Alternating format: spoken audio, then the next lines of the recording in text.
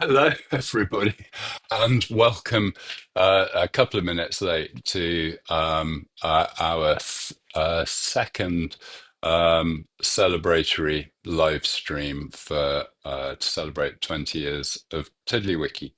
I'm Jeremy Ruston, your host for this session. But I can already see that there's a bunch of people in the chat, and I'll be taking some questions from the chat.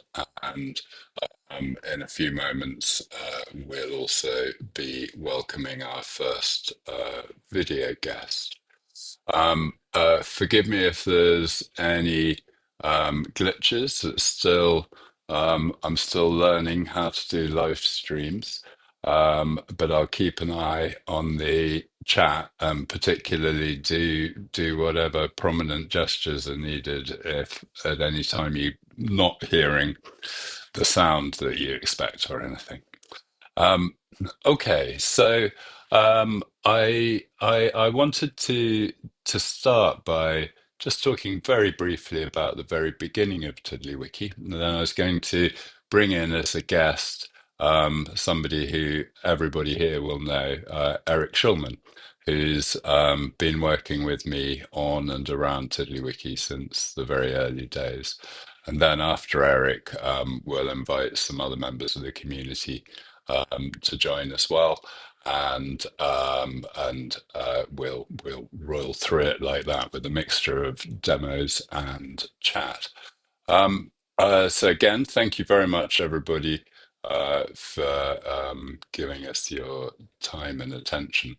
Um, uh, the I call the 20th of September TiddlyWiki's anniversary date because it was the date that I took the HTML file that I had been working on for a few months at that point, I think about 3 months, and actually put it live on a friend's web server.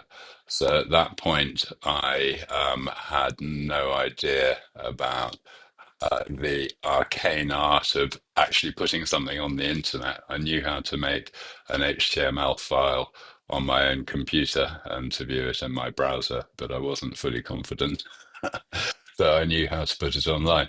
So my friend Steph had a Unix server, and we did the messing around to get tiddlywiki.com to point to his server, and then I emailed him the TiddlyWiki HTML file. And if I get the right window, I will try to show you what TiddlyWiki looked like in September 2004. So I guess I can make the fonts a bit bigger. So we had the idea of a tiddler, not very visibly prominent, and you'll notice that all of the demos here use quite short tiddlers. So my initial idea was thinking about a tiddler as being a paragraph and potentially making it so that you couldn't even have multiple paragraphs within a tiddler. So that's all there was. And it does have editing. So I can say, um, I can correct my email address. At, sorry, that was a very, so I can do that. But that change that I have made lives in my browser and isn't visible to anybody else. So there's a hilarious save button, which when you click it, it basically says, "Oh, probably." I'm afraid I'm sharing the wrong window, but it pops up a window, which itself is a quaint thing, that says this is a bit of a hack. Oh, actually, let me see if I can share it using my incredible skills of I think.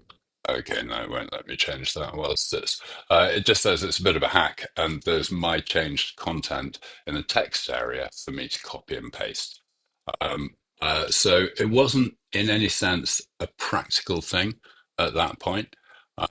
But if I was hoping to be able to show you some of the reaction over the first few days on some of the blogs that were around at the time, but I realized that my sharing skills. Oh, yeah, no, I can do this. Okay, so now I'm going to switch over to not that window, but that window. Okay, so back in September 2004, I saved initially all of the online reaction to TiddlyWiki that I could find. It was the first time that I put something on the internet, and so I tracked the response with great interest, and particularly a website called Delicious, which I think died out 15 years ago or so, but at the time was very much the kind of popularity charts of the blogosphere of the internet. And TiddlyWiki rapidly started making an appearance. And what you see here is as more and more people add it, the list gets longer.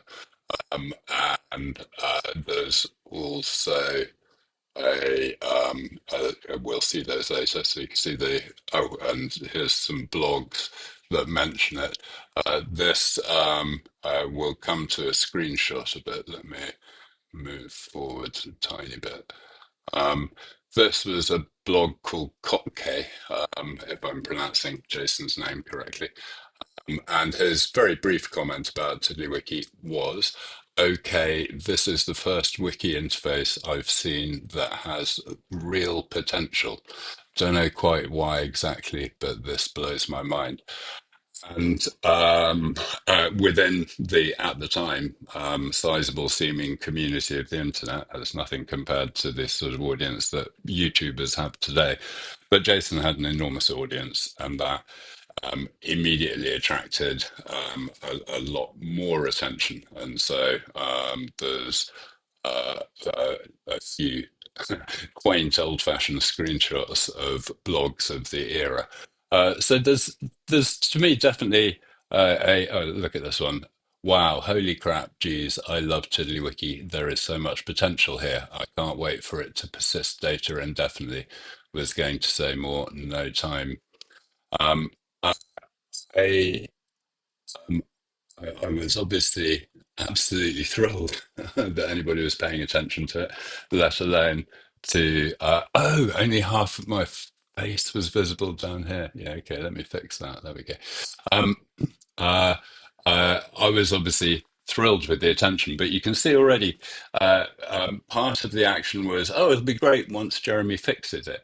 And I had a modest level of frustration that the audience didn't realize that fixing it wouldn't be simple. This was an HTML file running in your browser, making ephemeral changes, and there wasn't really at that point any plausible route to make it save changes other than to make it into something like WordPress was at the time, or a blogging platform like that. So that was about the environment when I first met Eric Schulman. And now, with any luck, oh, top of my head, here's Eric. Um, Eric, hi, welcome, and thank you very much for joining me on the celebration. Let's give you an audio test, can we? Oh, I need to unmute you. There we go. Eric, hi. Audio is, and there I am. Yes. We're hearing you well. Eric, Okay. welcome. Thank you very much for It's a joining little me. weird because I've got the YouTube on the other screen, and so there's this odd lag, and Yes. but I'll just pay attention to this screen. So, well, hello, Jeremy. How are you? I'm very well, thank you. Thank you for joining me. I dropped Eric a note earlier, suggesting Eric is a very active and generous contributor to the TiddlyWiki community. Spends an enormous amount of time patiently helping people in the forum and working on his own extensions to TiddlyWiki. And so there is a whole load of Eric's current work, which would be really good to demo. But I asked if it would be possible to go back to the earliest version of your TiddlyWiki based website and All just right. talk us Uh, through how you got involved in TiddlyWiki in the first place. all right. Hang on a second. I'm seeing a comment that says my audio is not good. So let me. Oh, yes. Okay. Microphone. That should be much louder now. Hopefully somebody can comment and let me know. Does that sound better? It'll take them I hope that does sound a couple of minutes to a right. couple of moments to Well, I'll confirm. yes. Okay, so let's see the early days of my involvement with TiddlyWiki. So about okay, somebody said much better. Okay, so about 6 months after Jeremy's first release, so early March of 2005, I ran across TiddlyWiki and thought, oh, now that's a very interesting bit of kit. Um, and by that point, it was able to save itself and everything. So I thought, wow, this is I had been working with a another wiki before that. Coincidentally, it was called Twiki or TWiki by Peter Toeni. And so I was familiar with the wiki programming, and but I discovered that this was really interesting because it was a single file and it was self-contained, and it was written in JavaScript, which I had begun to explore a little bit before then. And so I looked at it and I said, well, this is a wonderful system, but I wonder what it's missing. And the first thing I realized is that, well, I'd like to be able to display regular HTML content. And so I looked at Jeremy's code, and it was fairly, it wasn't as nearly as sophisticated as it is today. And I was able to find a sensible place to add in a little bit more JavaScript that basically said, okay, first go ahead and let TiddlyWiki render its own content, and it basically would leave the HTML content alone. And then I said, and then go through what's left and parse the HTML out of it and render that. So I added a bit of code to Jeremy's code that allowed TiddlyWiki to display a mix of wiki text and HTML. And then shortly thereafter, Jeremy added the facility for plugins, where instead of directly editing the TiddlyWiki source code JavaScript file, directly editing HTML, it was possible to create a tiddler that contained a bit of JavaScript, suitably written, of course, that would extend the functionality.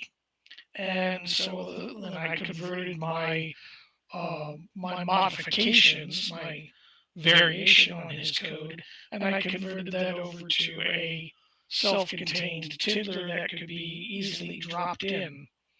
Of course, easily dropped in was a problem because at the time there was no way to import a tiddler from somewhere else. So there was no easy drop in of anything.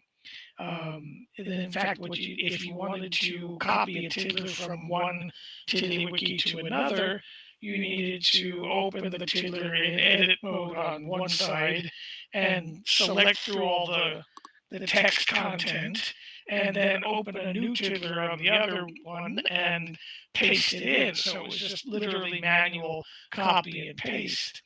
So the second add-on that I wrote was an importer, and I realized that it would be possible to load one TiddlyWiki inside the other.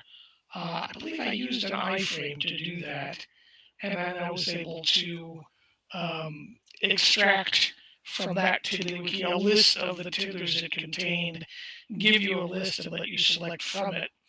And again, Jeremy was like, "Oh, this is very nice stuff."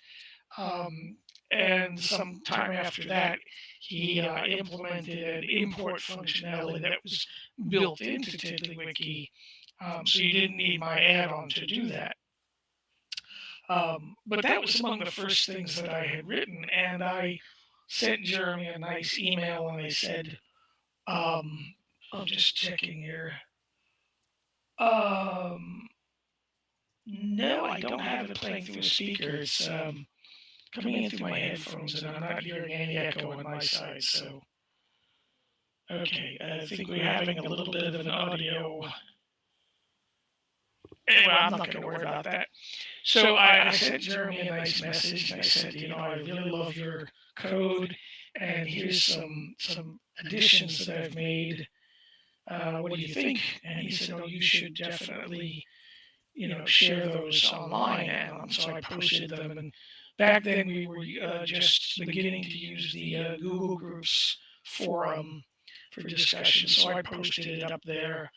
And immediately I got a very, very positive response from folks who were like, this really, sort of changes the whole story because now I can keep multiple TiddlyWiki files and I can easily move things from one file to another.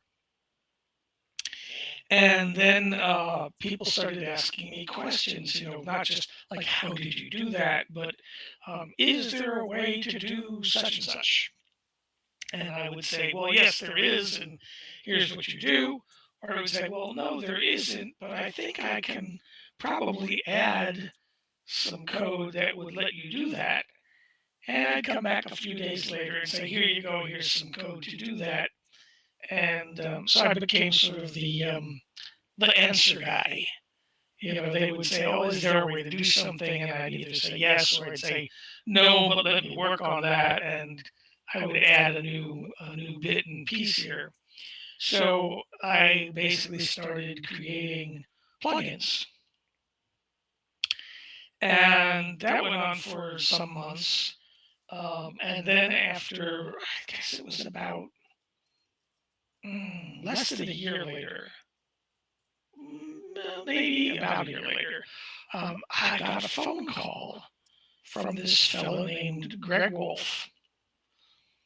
And Greg said, listen, I'm from Stanford University, and we're just setting up a brand new nonprofit group for using open source software to support social programs.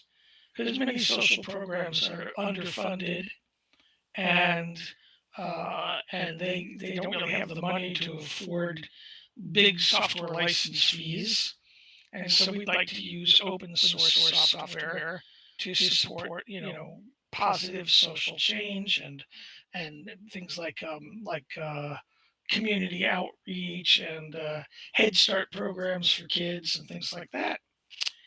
And so I met with him and we talked, and I explained how I'm a software consultant, self-employed, um, and I said, but your project sounds really interesting. I'd love to work with you on that.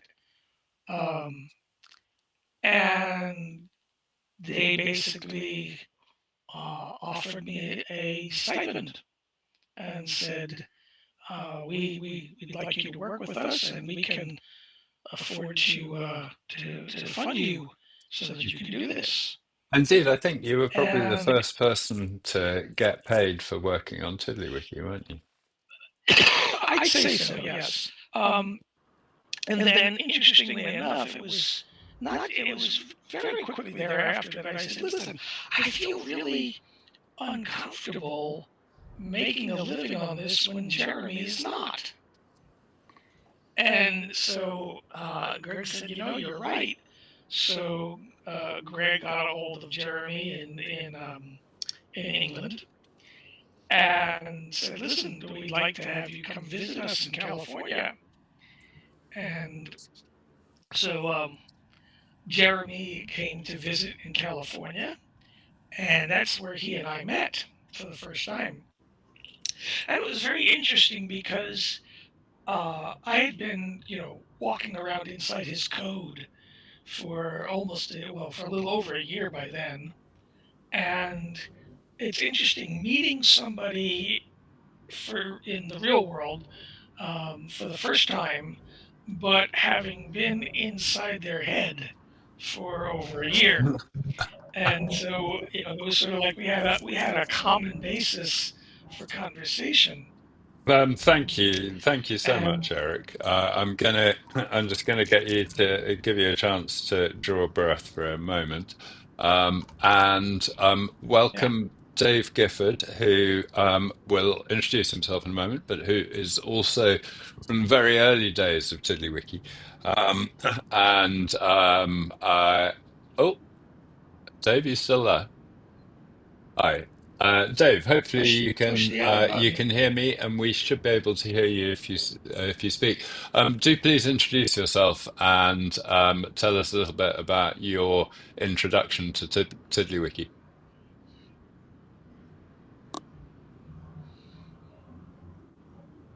Uh, Yeah, I'm here. oh, great. Go for it. You should have the YouTube stream switched off, by the way, yeah? Yeah, I just figured out I silenced YouTube, so hopefully there won't be echo.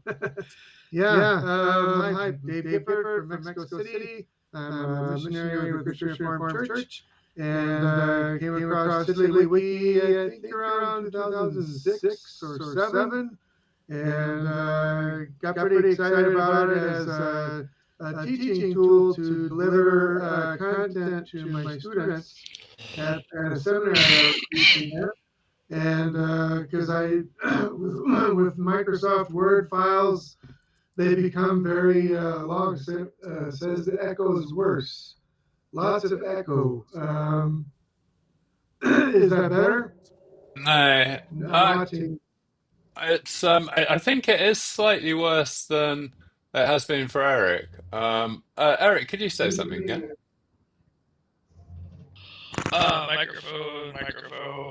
Microphone. I mean, Dave, it's something. It's kind of like a feedback loop of some kind. I mean, headphones might help, but I notice Eric is wearing headphones, and we're still getting it with Eric.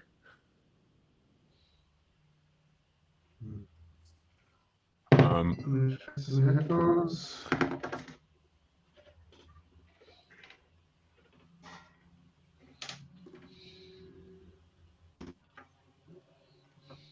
may just be worth a try. Somebody's pointing out that if I'd press the How's right that? Is buttons. that better? Oh, I think that is a whole heap better, isn't it? Uh, what do other people think? How's that? How does it sound now? Um, I guess they're still in the past. Tony M thinks it is in my mixing, Jeremy. Tony M, do please uh, reach out if you have a suggestion for that. Okay, so I think what we've learned there is that participants need to have headphones. But Eric, it's strange that you've got an echo because you're using headphones as well. I have no idea why. But anyway, Dave, All right. now everybody can hear you. Thank you for your patience as we work out those audio issues. We'll all become experts on this stuff in time. And Dave, you were patiently introducing yourself. Please do continue. I'm particularly interested to know how you came across TiddlyWiki. I mean, and indeed, were you a user of something else before TiddlyWiki came along? Uh, yeah, no, I was just using Microsoft Word before, but I came across TiddlyWiki on the Moodle forum. I was looking up Moodle for teaching my classes and trying to use that for different functions for my classes. And everyone on Moodle was talking about TiddlyWiki and integrating that with sharing TiddlyWikis by way of Moodle. So that's how I discovered it. And I never ended up using Moodle, but started using TiddlyWiki. As I mentioned, I just found it a very great. Now the echo is back. Shoot. I'm not sure what else to do here. I mean, the other possibility is that something to do with bandwidth in some sense, because I don't think I changed anything in between it working and not working. Um, I will. I have pretty good bandwidth, so I don't know.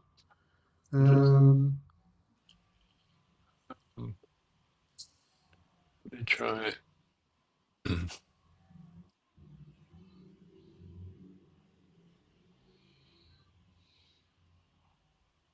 Well, anyway, I can keep it brief and just sing from outer space. uh, Never used Moodle, but I ended up using TiddlyWiki. And but had such a learning curve for people like me that aren't developers and so forth that I came up with a tutorial TiddlyWiki for the rest of us that got pretty popular in the day. And so that was kind of how I got sucked into the TiddlyWiki orbit.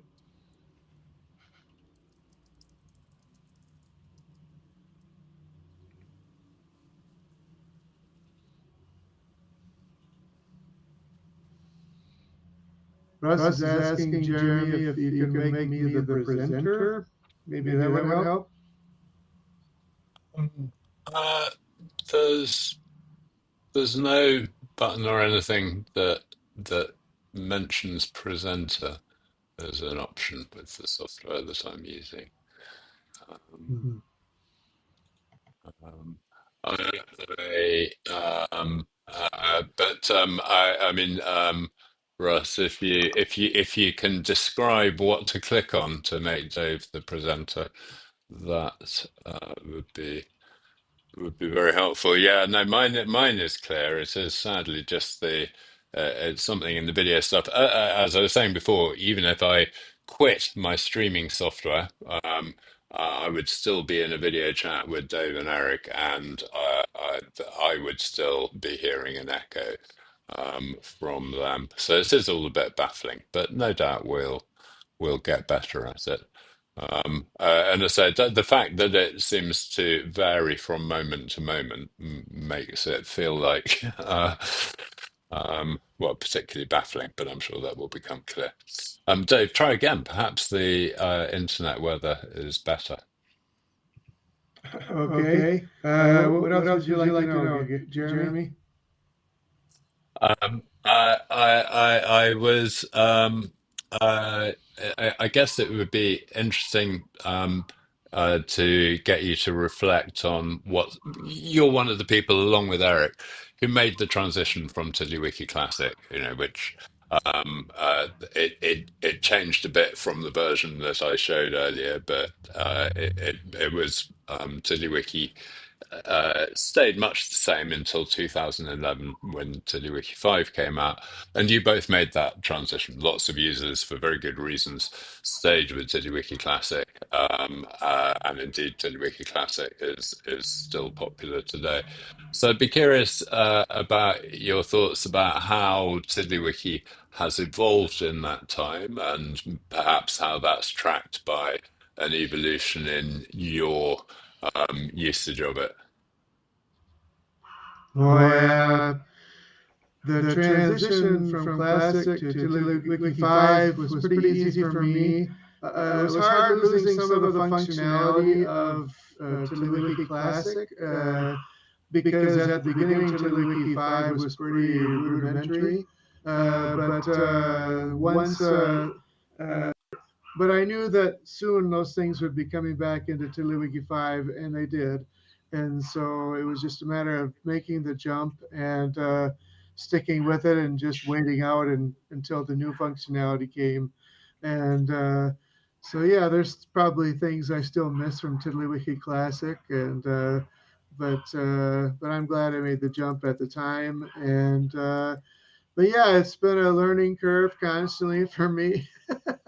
I'm kind of slow at things, and the every time they come out with a new macro or the things they come out with now, I have no idea what. So I'm a slow adopter in terms of some of the new things, but I try to go whole hog, as we say, on the stuff that I do know, and I've been able to come up with some fun stuff. So and now I'm currently using TiddlyWiki to produce static HTMLs, and I have a kind of an accordion system where I have a few different macros together, and you can click on any line and it'll open up, and then you click on any line within that and it'll open up further. And it's been great for sharing content. I've shared like files that are over 100 pages of content, but it looks like one page when you start out, and then you just gradually open it up. So kind of like one of those Russian dolls.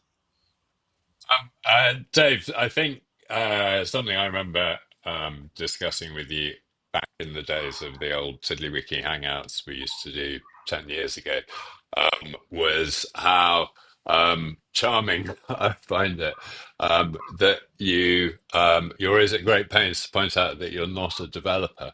And then you produce these remarkably intricate TiddlyWiki solutions that would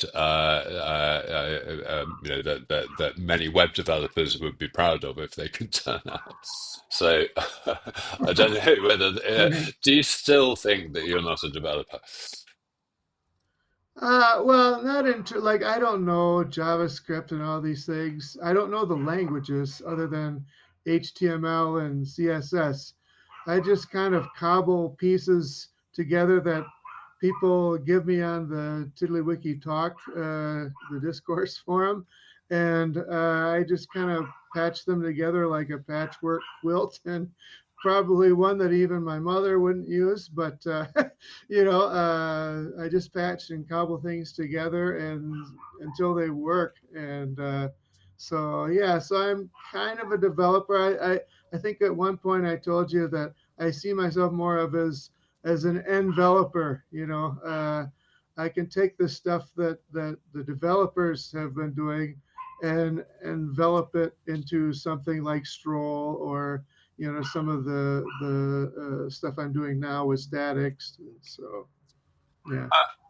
Would this be a good moment to ask you to give us a very brief demo, perhaps of Stroll? I think in the chat there's I think people suggesting it would be cool to get you to do a quick demo. And Eric, in the background, I'd still like to see this early version of Tiddly Tools if you've got that to hand.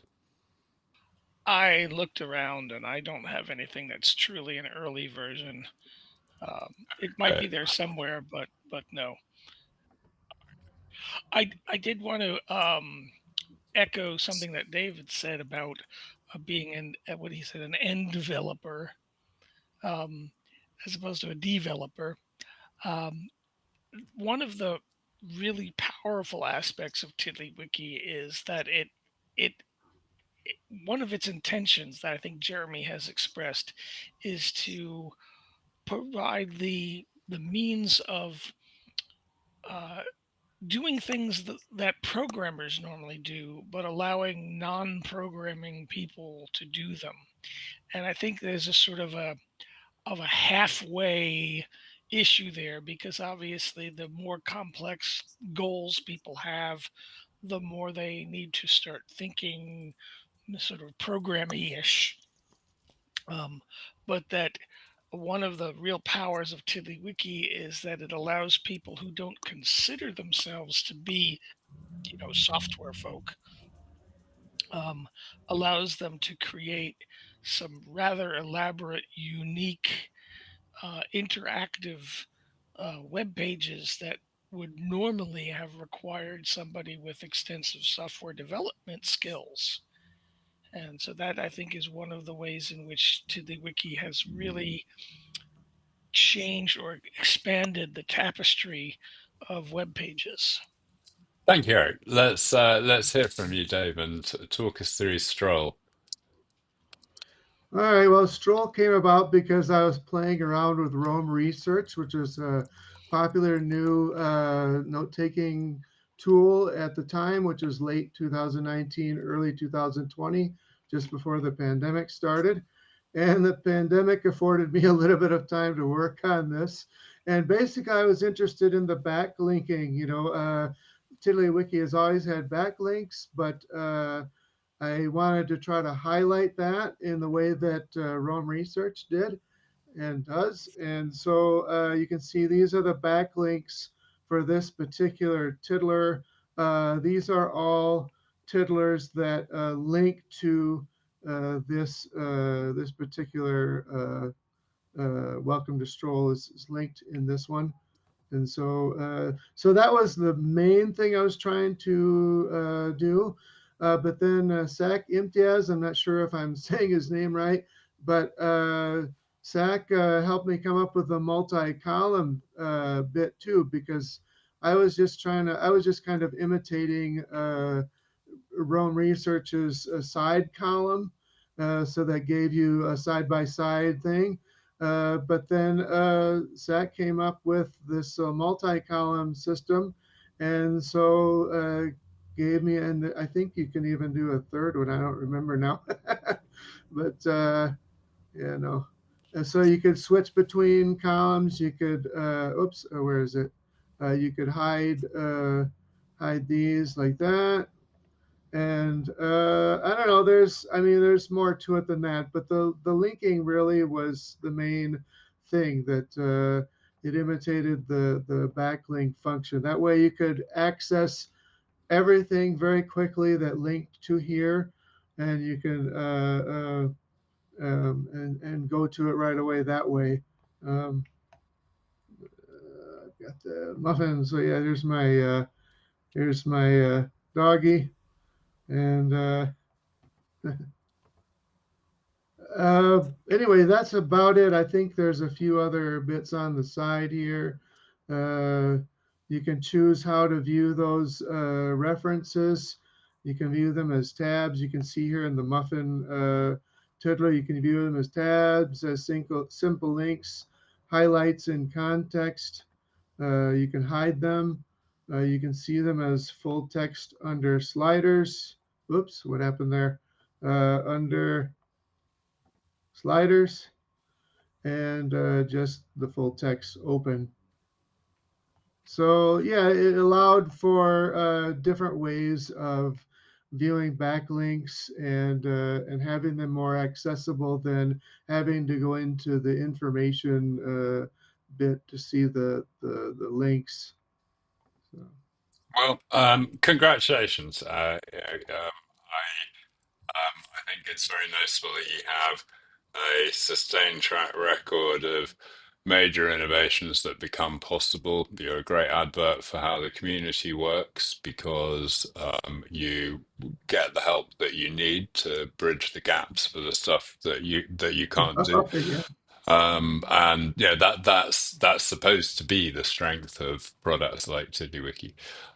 So that's great to see, and I think you exemplify some of the most exciting possibilities of TiddlyWiki. Thank you both. Eric, I did find a link to what appears to be an old version of Tiddly Tools. I would love to, if you are able um, to screen share, then this will be a bit like This Is Your Life, because this is Eric looking at something that he might not have seen for 18 years. How would I get that link? Oh, I put it in the chat, in the YouTube chat, but you may have closed the YouTube chat, in which case Oh, I yes, will. I did. No worries, I will email it to you. um, Yay, email. in a tribute to the olden It days. just As yes, this just shows how us old farts still use email. Yes, exactly. But so Let's in the see. background, Erica is getting the link. Um, Thank you. There's loads of great suggestions. One thing, if I will try to save the contents of the chat at the end of the session, but it's possible that that won't work or whatever. So would be nice if anybody else is in a position to just jot down the suggestions and questions that we haven't got to so that they don't get forgotten. Whilst Eric is preparing, good opportunity to say hello and welcome. Thank you for your patience bearing with us with the small technical sound issues. I'm afraid that they're not completely resolved, but hopefully you can still hear what my guests are saying on this stream. We're celebrating 20 years of TiddlyWiki. And Eric Schulman, who's with me now, is going to show us his work on, well, the TiddlyWiki that he published as tiddlytools.com in 2006. I should say that the story behind the genesis of Tiddly Tools. I was telling this the story about how Greg Wolf from the Unimesa Foundation had invited Jeremy to come to California. And so after the first night that Jeremy was here, we all went out to a very nice dinner, and Jeremy and I had a wonderful time talking back and forth, and didn't really want the conversation to end at the end of dinner.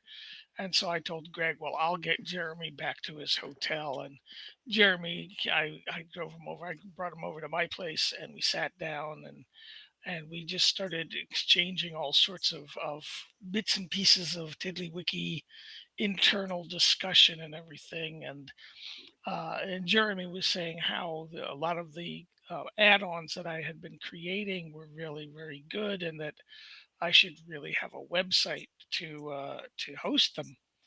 And so we played around, and I said, "How about call it Tiddly Tools?" Because they were just tools to extend TiddlyWiki. And he said, "Oh, a good name." And so the very next day, I went and registered the domain name and set up a website. And that was the genesis of Tiddly Tools. Was a suggestion that Jeremy made while sitting on my living couch. And I was saying also that it's a very unique experience to talk to somebody who you've only met that evening, but whose code you've been walking through.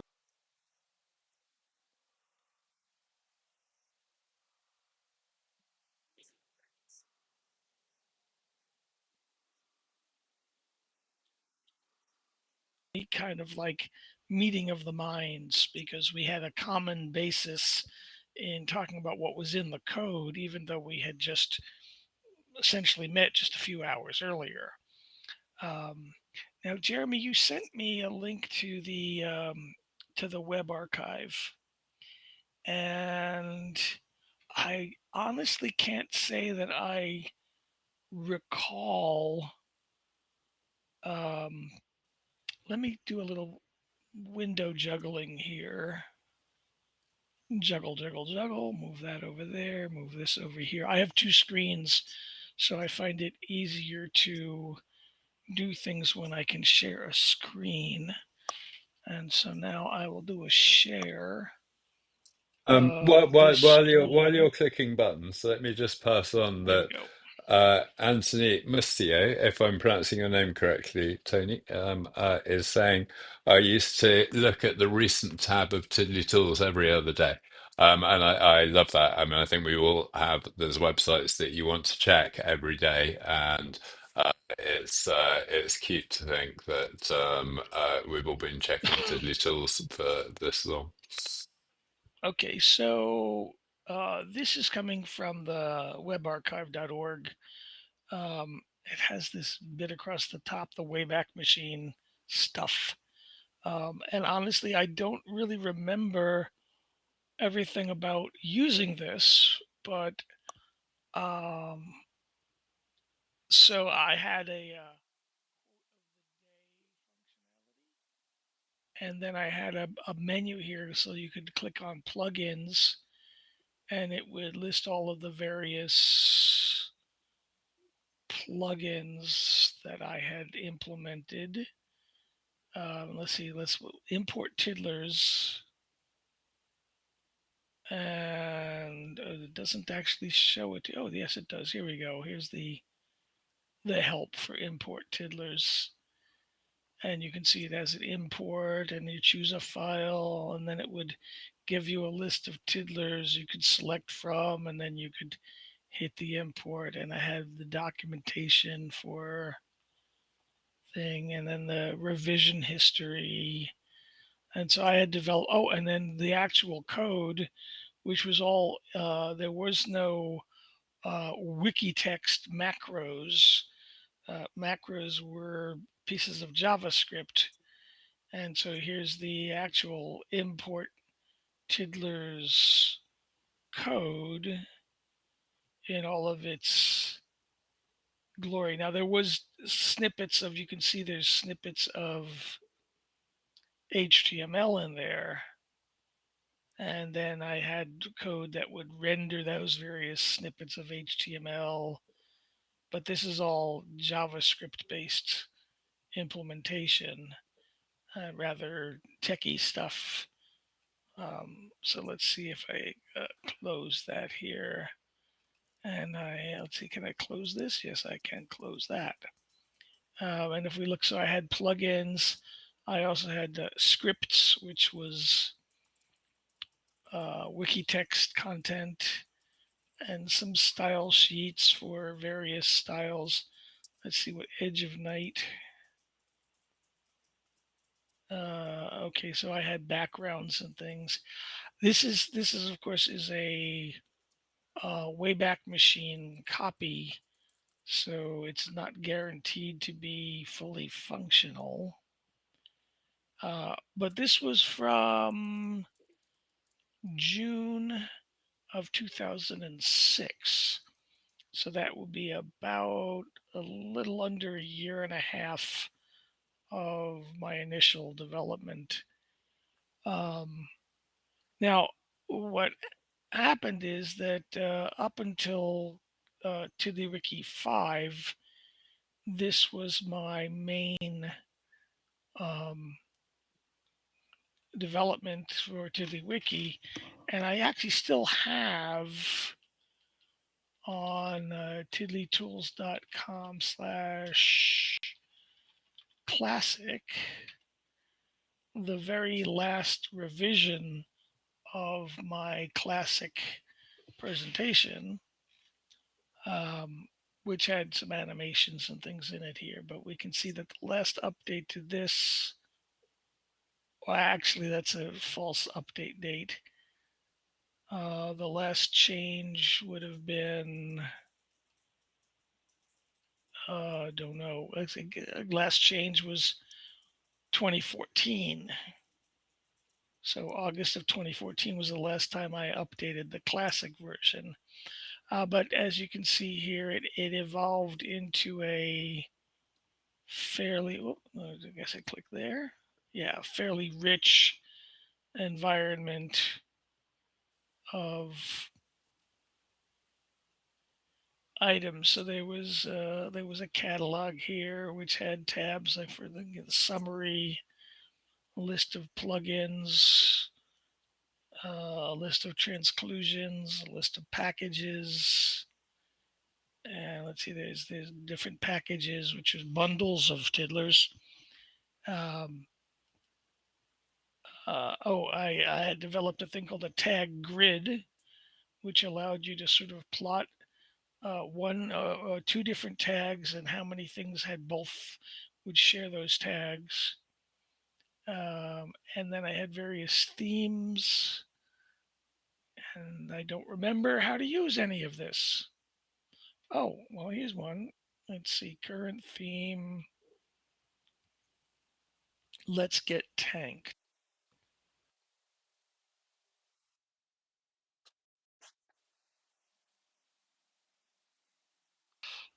But yeah, this is the classic version of TiddlyTools. And then starting with TiddlyWiki 5's inception, I started migrating this stuff over. And for quite a while, I just left this as the primary TiddlyTools distribution. And then eventually I got around to re-implementing it using TiddlyWiki 5. And this is the current version of TiddlyTools for TiddlyWiki 5 version 535. And you can see there are quite some similarities with the old version here. It still has the greeting, and it still has some random quotes to give you a new startup quote of the day, and it still has the list of when things were changed and when they were modified, so this sort of status. And but then there's a couple of tabs, like if I go to the About tab, we can see here's a little background about me. And then at the bottom, there's a brief history of TiddlyWiki, which is written by Jeremy. And we can switch over to that. So we actually can switch between the two about topics here. And here's the origins of TiddlyWiki and the growth of TiddlyWiki. And yes, and this was written actually 20th September 2014, so 10 years ago. I think Jeremy needs to write a new history of TiddlyWiki that fills in the last 10 years. But here on TiddlyTools, there's a lot of different things you can obtain. I have a number of what I call packages, which includes all of these various things here. And I can see one that I've just added actually shows up, unfortunately, with a very long, ugly name, which I can fix if I just go to that tiddler, which is called Play Sound Info. And if I edit that, I can give it a caption of play sound. And that will fix the display up here. That's much better. So now that comes out here. So if you go to the packages section, you can then pick a panel and say you want to find out about play sound. You click on it and it gives you the info tiddler for the play sound add-on, which is one of my most recent add-ons that was just created just about a week ago. Now we also have somebody had asked in the YouTube chat about looking at my time functions, which I think is one of the most popular pieces of TiddlyTools kit. And this started out, several years ago at least now. And what I wanted to be able to display a real-time clock, which you can see actually up here, right here, where it's displaying the current time and it's ticking off the seconds as we speak. And so to do the real-time clock, I realized that I needed some functionality that was not part of the TiddlyWiki core, specifically the ability to create a interrupt-driven timeout that could handle an event once per second in order to update the clock. And so I implemented this little bit of JavaScript called action timeout, which literally this is the entire block of the code here. And this is written in TiddlyWiki plugin uh, uh, patois. Basically, this is JavaScript code um, to implement a widget. And so it has all the pieces of a widget. It has a render handler and an execute handler and a refresh handler. And in this case, it's a widget that invokes an action. And so this action is where, after uh, processing the various attributes that are passed as the widget call, it then uses those attributes to, in this case, for example, if you wanted to set up a timer delay that fires off once at a certain time, it uses the JavaScript function called setTimeout, and it invokes the timeout with the specified delay. So having created this action timeout JavaScript, and I try to use the JavaScript as little as possible and just to extend where the core doesn't provide that functionality in some form. And then having used that action timeout, I can then say, well, the next thing to do is to create, and in this case, this is a startup action, which is a tiddler that can perform action widgets as soon as the file is loaded into the browser. And in this case, what it's doing is it's setting up a initial timeout with a 1 second delay that calls on the startup actions, which are performed once at startup, and then a second timeout, which is an interval, which means it's performed repeatedly once every 1,000 milliseconds, once every second, that performs the ticker actions. And then we can see that the macros it's performing is it's calling on the alarms and the autosaver and the countdown. And so it's basically setting up a ticker. And the one key thing about the ticker is this one line here, which says that this says so every 1,000 milliseconds, once per second, it's going to do a set field to save into a tiddler called temp time ticker the current date time stamp all the way down to milliseconds. And so I have one tiddler here. If we look under the more temp time ticker, we can see here is a tiddler, and its sole job is to have this number updated once per second. And so this allows me to then use this value in any number of ways to perform actions based upon the current time. And then one of the things that I implemented with that is the clocks. And the clocks basically is some clever bits of CSS that lays out. This is actually a square that has rounded corners that are rounded to 50%, so it forms a circle. And then using various CSS for rotating to various angles and calculating those angles based upon the current hours and minutes and seconds, it draws these, which are actually also rectangles, just very, very, very thin rectangles. And it creates what looks to be an analog clock, which ticks off once per second because it's drawing on that that ticker tiddler that I have up here.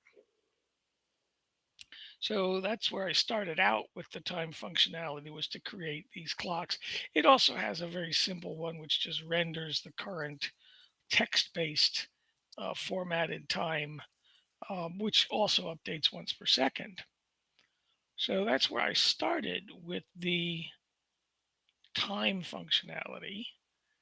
And let me go scroll all the way back up because I like to document things, so I have this very lengthy documentation here. So I ended up implementing quite a few bits of time related functionality. So you've got the clocks.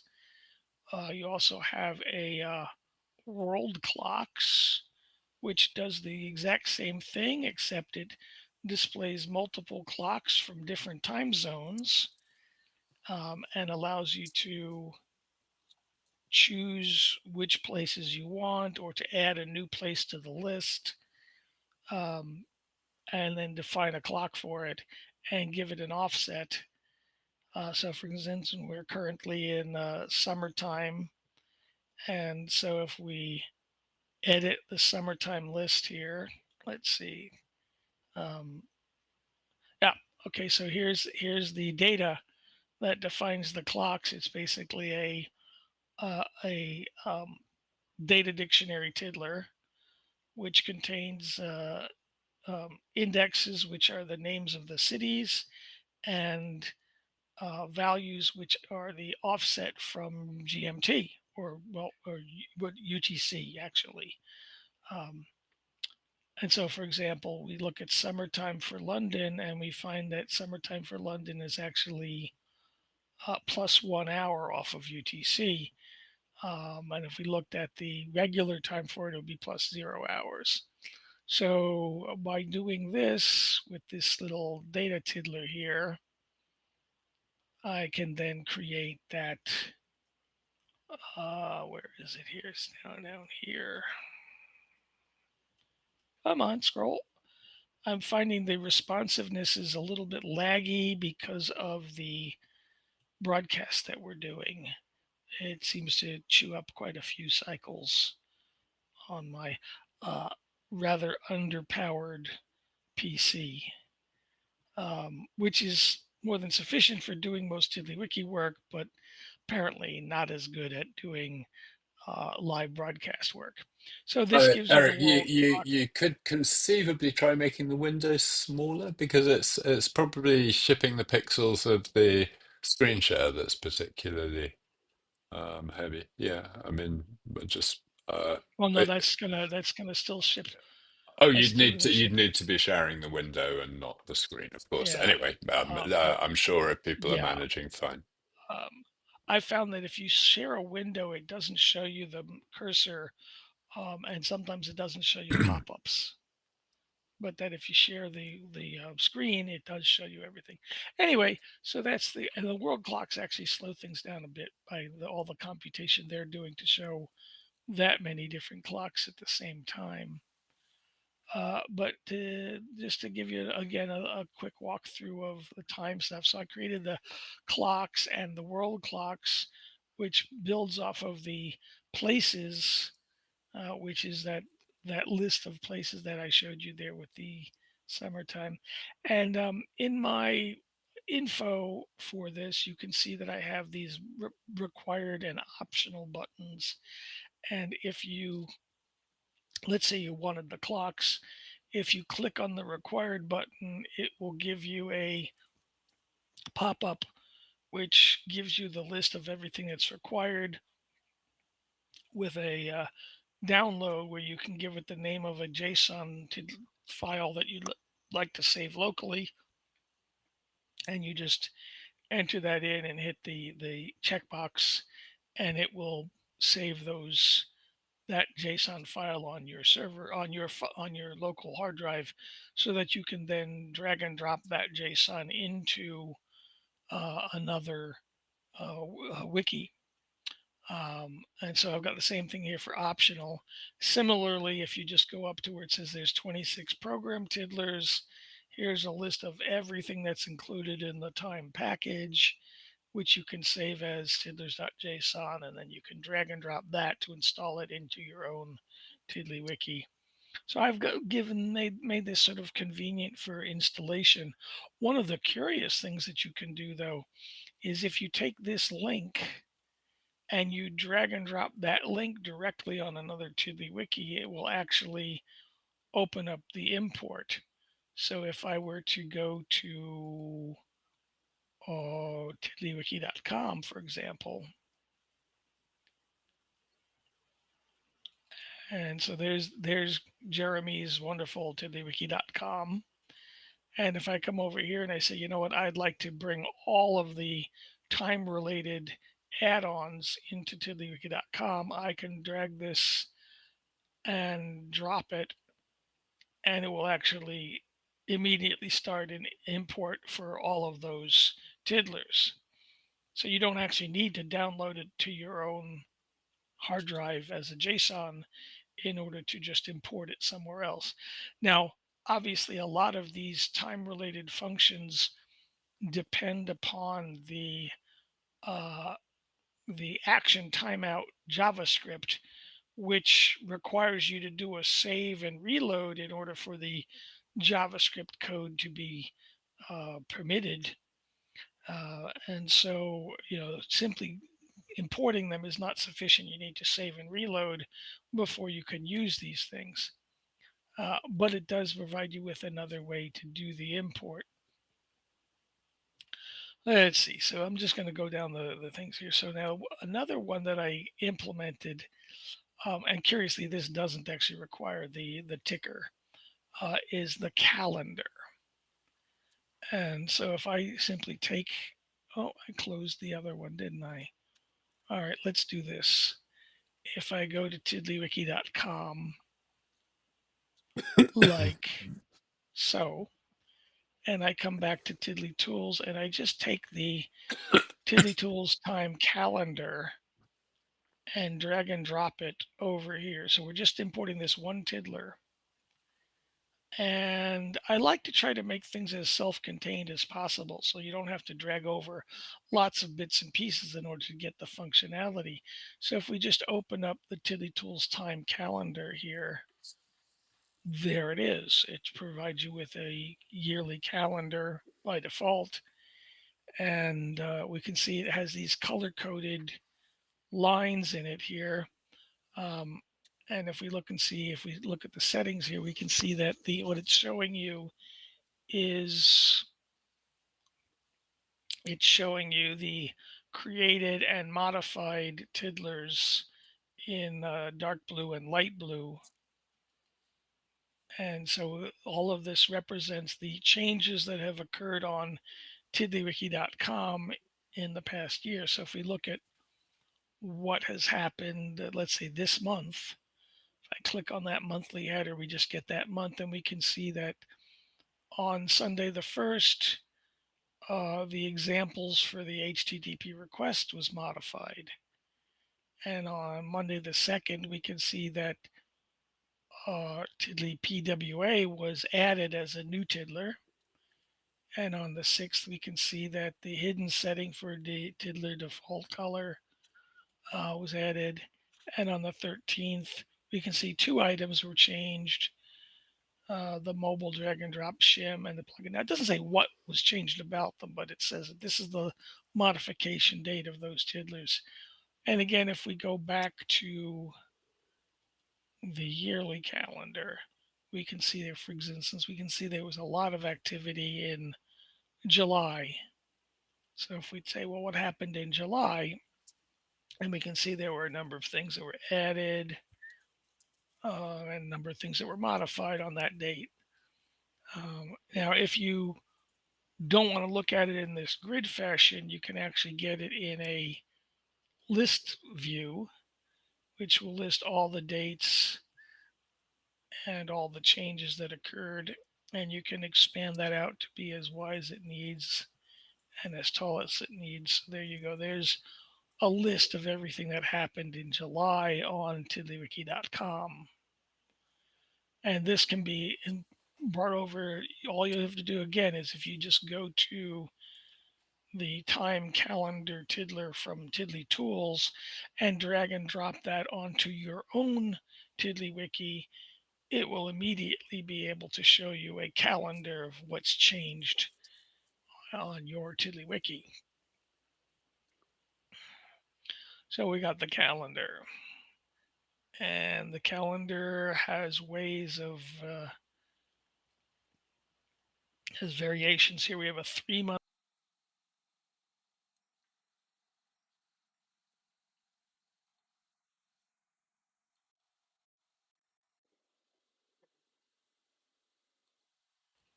There is a lot here, so I don't want to take up enormous amounts of time going through it all. But you got the calendar, and then there's the idea of having events within the calendar. So if we look, for example, if we look at the overall calendar for Tiddly Tools, this is what we get here. Now let me close this one out just so we don't have to have everything opened. And you can see there are a number of colors that are other than those light blue and dark blue. And they represent other things. Like, for instance, in my calendar, I have holidays recorded as events. So we can see that apparently January 25th was Burns Night in the UK. And so if you click on our calendar, oh, here we go. Tuesday, February 13th of this year in the UK was Pancake Tuesday. That's an interesting holiday name. Maybe Jeremy can tell us what Pancake Tuesday is. But you can see here there's a number of different colors. And if I look under the settings for the calendar, we can see that, in fact, I have various events and timelines. And each event and timeline has a color assigned to it so that you can then color code your calendar as however you see fit. And if I don't want to see all the events and timelines, I can just turn them all off like so. And then it has other things like, for instance, it has alarms and timers, which we'll get to in just a moment. And so if I reduce it down to just Tiddler changes, again, we're just down to the light blue and dark blue settings. The current date, of course, is shown highlighted in this lovely gold color. And there are other settings here under the calendar. It's a very I threw a lot of functionality in here. So for example, you can go and define the various formatting for the various pieces. So for instance, today's color is gold, but if I were to say, you know what, that should be purple, then when I hit the actually I think it changed it already. Yeah, it's purple. Let me change that back to gold. Okay, Eric, I think let's give you a chance to draw breath again. And uh, I'm just asking via the chat whether another uh,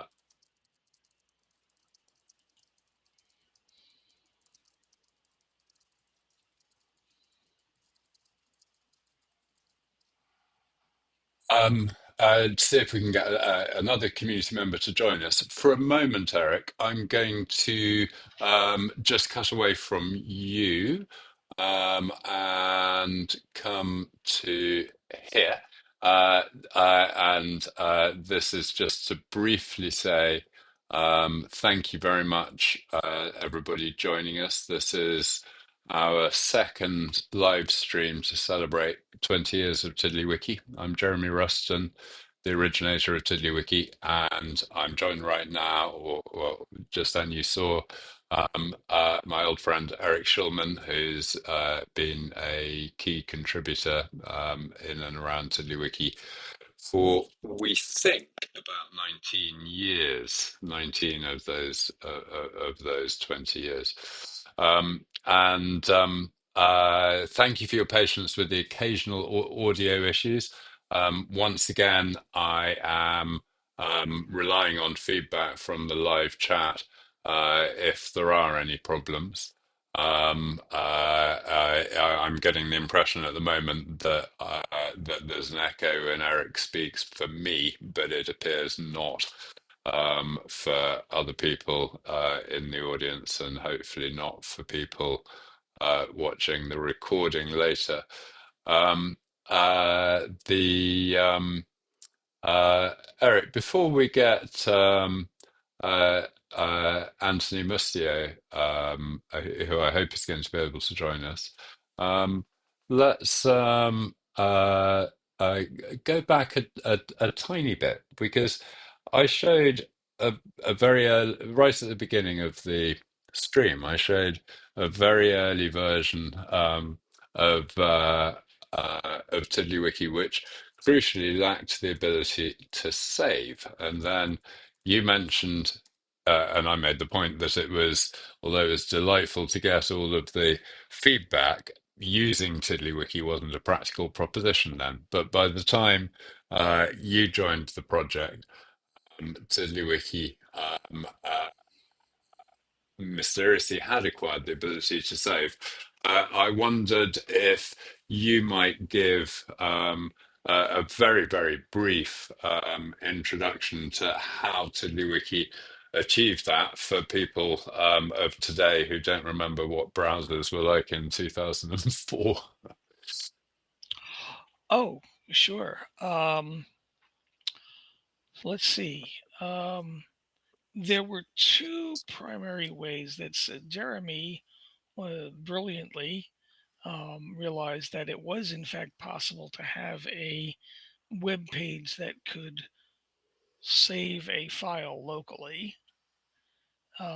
And he came up with this scheme to do that.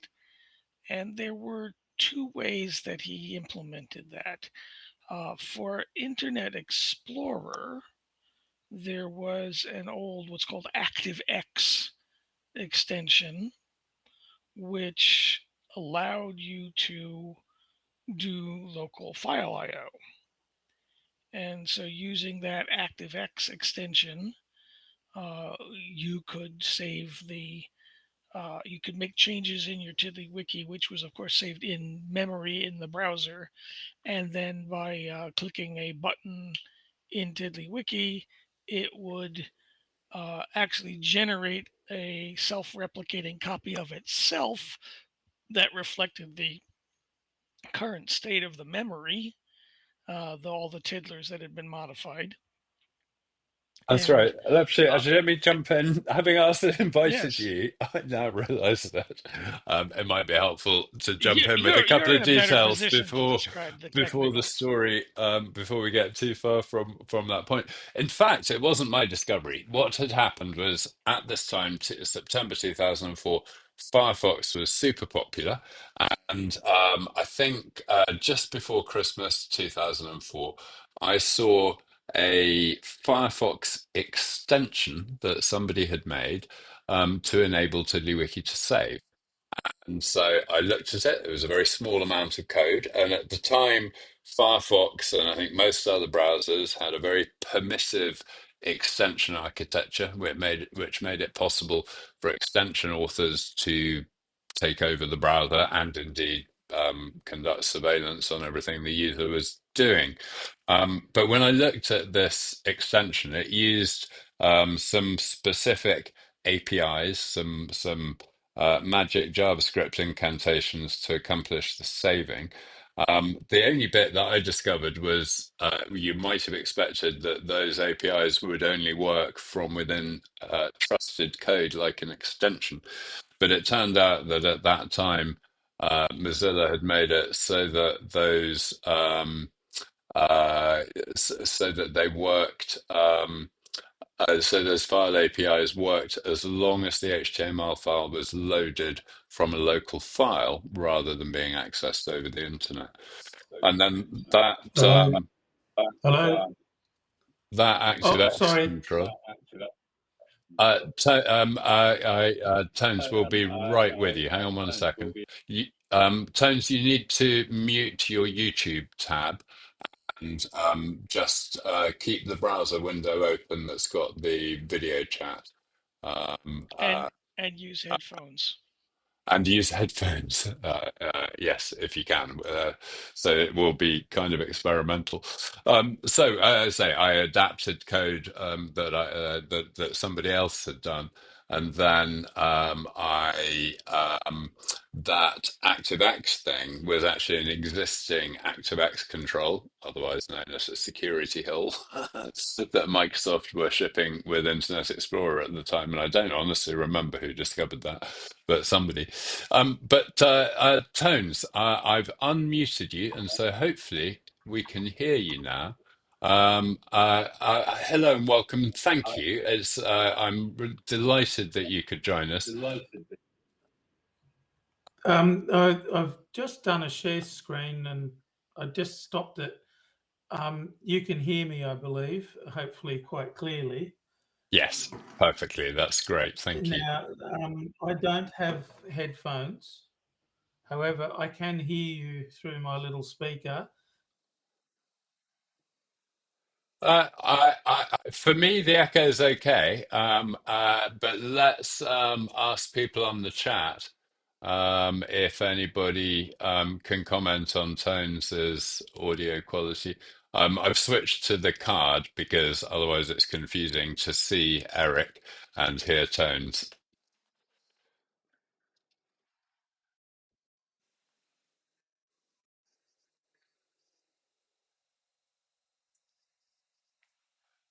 Are you sharing your screen? I think it's. Don't worry, don't worry. Try again, and I think you will show up as a screen. In person, I was totally unready for a video chat, but I'll take you over to my screen instead and just speak. So screen share, I did set it up to just share an entire screen so I could bring whatever I want into play. It'll be a complex image that hits you first, so forgive it if it's slow.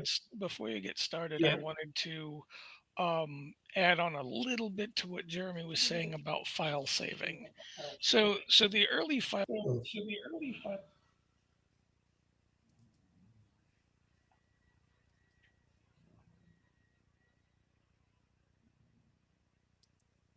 Have you lost the microphone? I know it's fine. I think Tones has just lost video. And it's sharing the screen instead. That's your screen, Tones, I think, isn't it?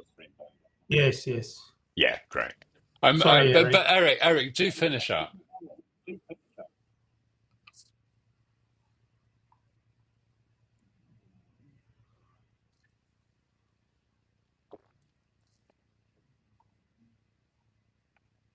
Eric, can you hear me? I think we've lost you.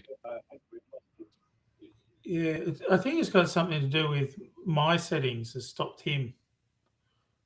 Oh, okay. Well, forgive us then. Let's, Eric, forgive me. We'll come back to you, like a seamless Olympic broadcast with the highest I'm quality here to audio key, visual seem to skills. hear that. And Tones, this is a great pleasure. Perhaps you could increase your font size a couple of notches, and talk us through what we're seeing. Yeah, I'm just trying to scroll. Trying to do a TiddlyWiki zoom and it's not working. Oh, there we are. It's just slow. So I've just opened it right up and now I've got to reverse it. Sorry. Yeah, when you're screen sharing, I I'll, often find the computer slows down quite alarmingly. yeah. Tones, you have got your YouTube window closed, haven't you? Yes. I'll just double check it because it was over there. I think you said to mute it, which I did, but I'll close it so I'm not getting double. Okay.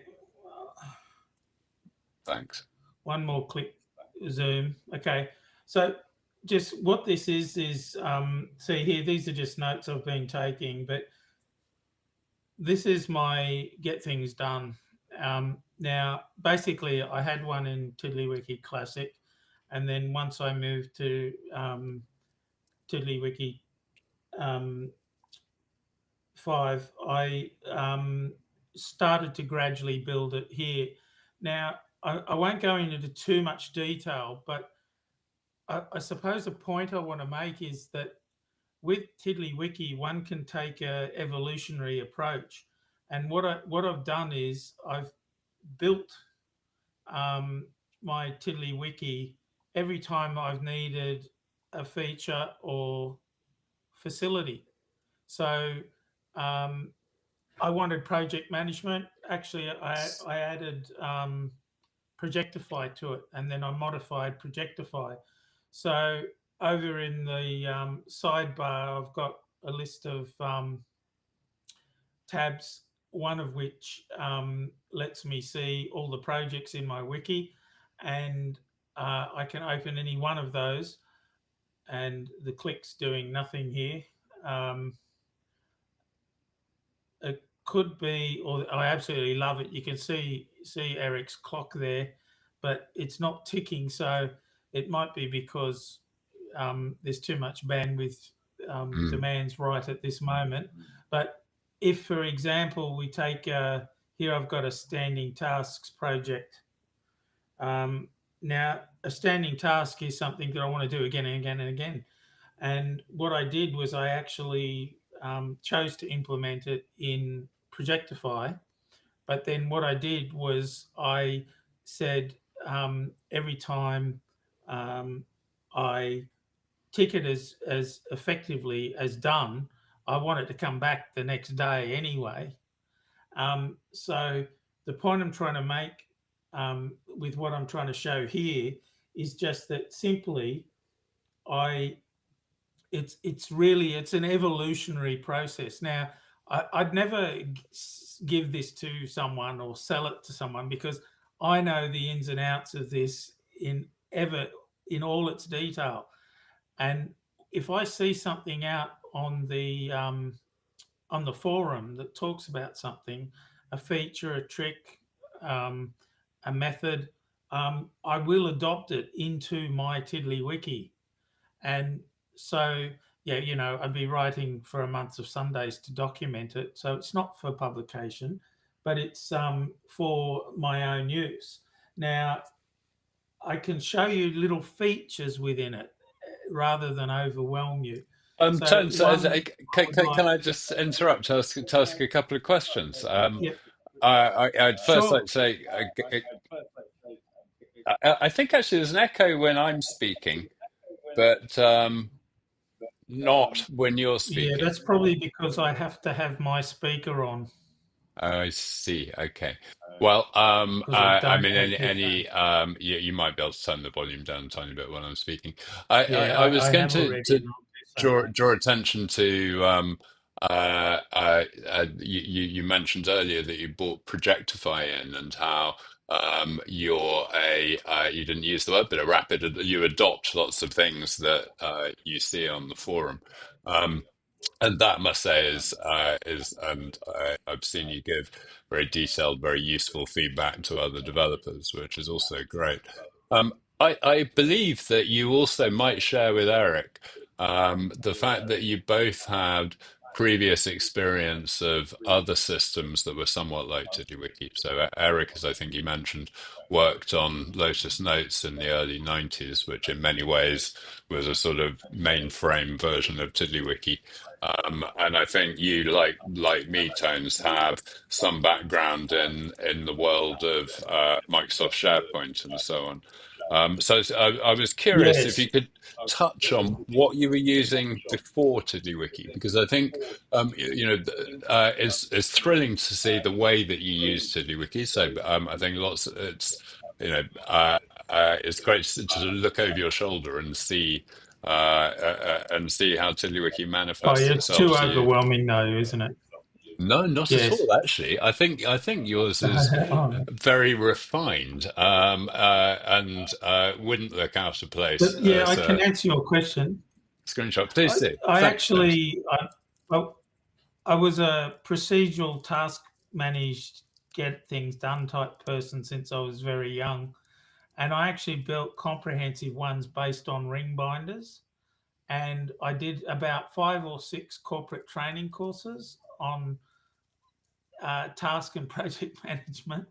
So I actually used paper before I got there. Probably the key predecessor to TiddlyWiki was a thing called TreePad. And I Oh had yes. TreePad Pro. And it allowed the kind of a hierarchical structuring, but allowed you to link between and all this. And I remember I had a very sophisticated system in there that I built in an evolutionary way, like I do my current get things done. But what I found was that there was a number of limits. For example, that things did have to be down in a tree. It's lovely to organize things hierarchically, but what if you want to break the hierarchy? And I think it was when I was specifically trying to break the hierarchy that I saw that famous short line non-linear notepad. And that's why I started to look at TiddlyWiki. Now, the fact is professionally, I've been a knowledge and information manager, and I've managed large environments. I did manage a Lotus 123 for a while as a support professional. I tried to squeeze as much as I could out of the groupware software from Novell, which I can't think of their mail client at the moment, but it was very high end. I also managed large hierarchies of directories, which was eDirectory from Novell, which was far superior to Active Directory, which has taken a few decades to catch up to it, I might add. But all these technologies are related, and they brought me to TiddlyWiki repeatedly because I would hit limitations in the way I could represent my own knowledge and information. And so that's really why I'm now kind of somewhat embedded in TiddlyWiki and building my own tools as I need, simply because every other tool I use is not good enough. Whereas TiddlyWiki is as good as I put the effort into. So is that kind of an answer to that question? Yes, no, that's a great answer to the question, and that Yeah. is how I'd kind of what I think I'd gathered from your messages, and again, I think you've been part of the forum now for a decade or something. I don't know. I'd have to look. Oh Uh, yeah. No, I was actually impressed. I joined back in TiddlyWiki Classic, and probably not long after it matured and it was in its, maybe its fourth or fifth well, then version. If 15 years ago. Then I would imagine at the very least. Then. yes, at least. And but I took a long time. I think it was Dave that was saying I took a long time to jump from Classic into Yeah. the modern version because there was quite a load of changes, and Yeah. I had a sophisticated Classic system. Yeah. Anyway, I but I think you were part of the group that I found quite helpful because what characterized TiddlyWiki Classic is that there were a bunch of you who had refined it very yeah, intensely, frequently using plugins provided by Eric that sort of hacked the JavaScript of yes, TiddlyWiki. And one of my goals was with TiddlyWiki 5 was to make it so the kinds of customizations that you were doing would become possible in Wikitext. And easier. of course, it was a slow process to get there because that sort of, we didn't just build TiddlyWiki. We bought in TiddlyWiki 5, we built a language for writing things like TiddlyWiki and then wrote TiddlyWiki in that language, which is a necessarily sort of roundabout way Yes, of that's doing right. things. Yeah, But it yeah, was. I remember that there was moments when you and I think Dave as well, who was with us a little earlier, it was when people like you made the transition to TiddlyWiki 5 that I started to feel confident, that we'd done a good job of, yes. making a path for you. So that's great to see. I'd love to see some standard things that are great when people show us their wikis. It'd be great to see the plugin page of Control Panel for getting a taste of what else is installed in there. Yeah, well, it's important to point out. While I've just got this page up, Please do. I'll give you just a little example of something. let's say this is a Tony custom thing, and there's a lot of them. And I'll just show you that here. I'll go to a field name, and I wish the performance was better. I've clicked on that field name. Okay, so new field.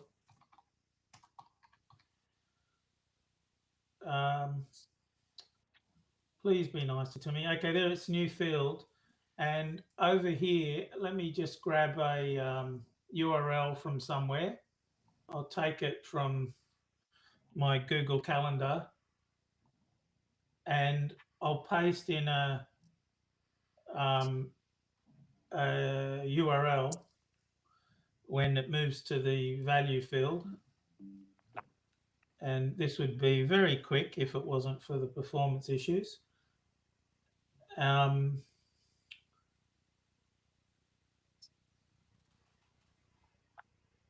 Let's just hope it comes in a second. What I want to illustrate is that, okay, so here's a URL.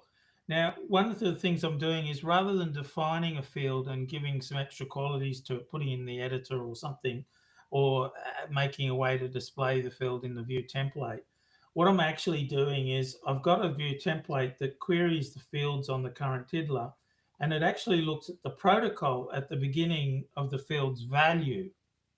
And then when I add the field, which I'm doing now, and then I'm going to say done on this tiddler when I can see that it's created the field.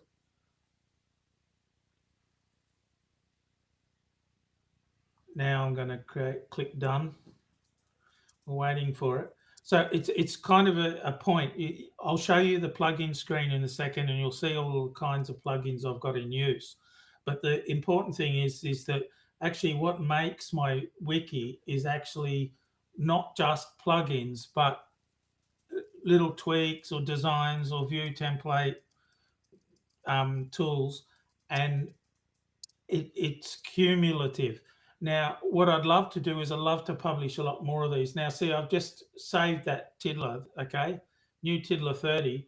If you look here, it says new field, and it's got a URL. So I've now made a reference on this tiddler which points to a URL, and I can click and open it in the window, and I can create what I call a bookmark tiddler, which actually is the same as having a link, but it allows you to put a lot more information against your URL. So in this case, I might put, open Google Calendar to schedule non-Outlook calendar events or non-professional events or something. So that's just been a little hack that I've used. It's not a hack. It's just that it's not yet become a plugin. It's not yet a published tool. And because I actually have quite a lot of these, that's one reason why I'm active on the forum when people are facing a problem. And I try to give an answer without saying, I will get this plugin. I try to say, well, why don't you write one that does this? And I try to guide people through to finding their own solutions. Something I want to emphasize about my attitude to TiddlyWiki, and that is that very early in the day, I decided, hey, I'm going to be a super user. I'm not going to be a developer, although I have started playing my hand with JavaScript plugins. But I'm trying to say my knowledge is scoped by what TiddlyWiki does, not how I can be a developer and make it do it. In other words, in my experience of using TiddlyWiki, if I can't do it without writing JavaScript, then I would argue, oh, please, we need to think about improving it somehow to allow this. Now, Eric's done it. He was in there from the very early days, and a lot of that stuff about import, cookie management, the saving skills, the drag and drop, etc. He basically did that in the early days, so he had to be a developer of it. But now you guys have built such a rich environment. So much can be done within that environment that I kind of almost feel like someone's got to champion the user designer rather than the developer, because it's really easy for someone with a hammer to think everything's a nail. And of course, and I know I may have even offended some people. I didn't mean to, but when people come to TiddlyWiki, if they come with JavaScript skills, they go, "Oh, I don't know how to do this. Oh, I'll write JavaScript." And but TiddlyWiki can already do it, and I'll help you do it. And that's why I feel almost duty bound to be very active in the support forums, because I'm trying to put forward that super user perspective that's inside Indeed. the scope of what you've built, not Indeed, Tones, I mean, what you we may really build.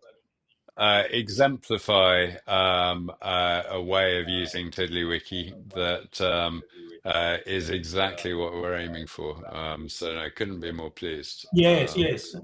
And I hear you with that, Jeremy. I've always felt that message of yours about that usability by a broad audience has been one of its most critical things.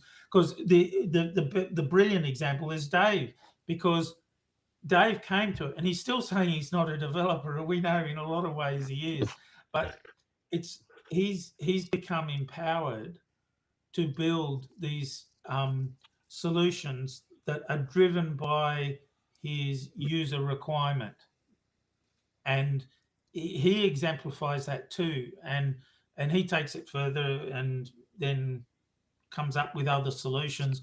But a lot of that's been crafted by his actual user requirement, not by what TiddlyWiki or what uh, um, a designer thinks, or sorry, not a designer, a developer thinks is necessary. It comes from the fact that and this is my opinion of his, so he could probably say it better, but it comes from his real world need, uh, that he's satisfying it. I may be able to, if given a moment, just give another little example that Eric might find interesting, that relates to Tiddly. Of course, I didn't prepare for this, so I'm a little behind the boat. Well, I'm sorry to land you straight in it. Let No, me. no, no, that's okay. I'm just saying, please forgive me. That's all. um, I'm just here Tones at is Tiddly. logging into Tiddly Host, which, for those that don't know, is a popular online service for storing your TiddlyWikis. Yes. And by hosting them online, of course, you can access them from all your devices. You can make them public or keep them private.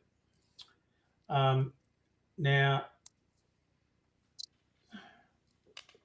oh shit, I suddenly don't remember which wiki's got the demonstration of it. I'll first show you a separate one. One thing I hope that we could perhaps develop further, slowly let bits of it creep into the core, is the utilization of bookmarklets.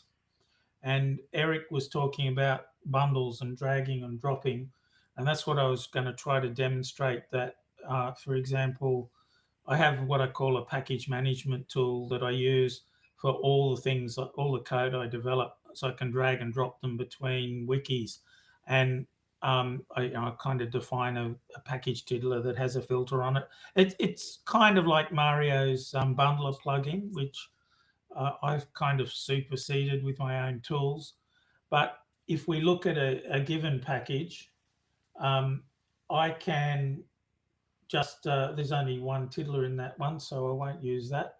I'll get another one with, I use the reimagined tags. Many of you will be familiar with them.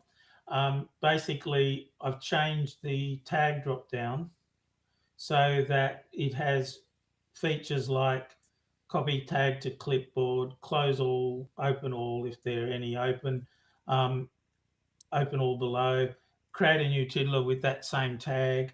And I've got other add-ons that aren't displayed here. But here we are. We're looking at the actual package that defines reimagine tags. And this is an old version. Oh, no, it's a new version.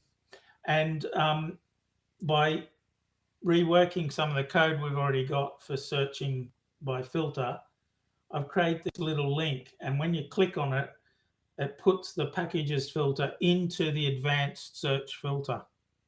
Now, why have I brought you here? Because that's given me a list of tiddlers. Now, I've got a shortcut. You know, we all know the export, the export button, and you can say JSON file. I got a little shortcut here called JSON file.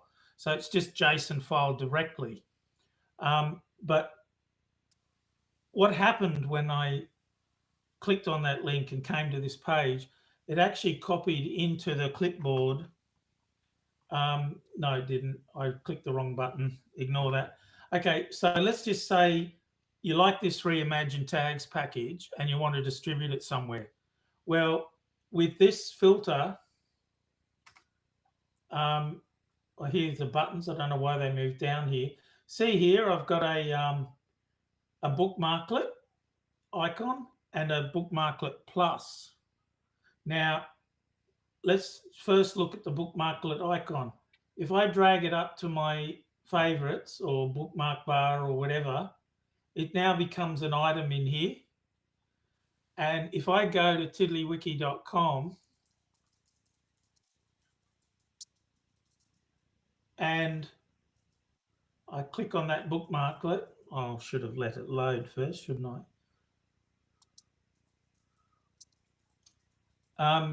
Just by clicking on that, it installs all those tiddlers. So it's like developing a plugin and installing it. But again, I haven't published this to a public thing.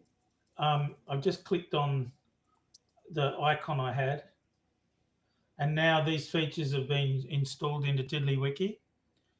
And one common thing is a lot of people might know, you come to TiddlyWiki.com and you go, oh, I want to, what's a common one? Oh, I want to import something. I've got a tool for inspecting or something.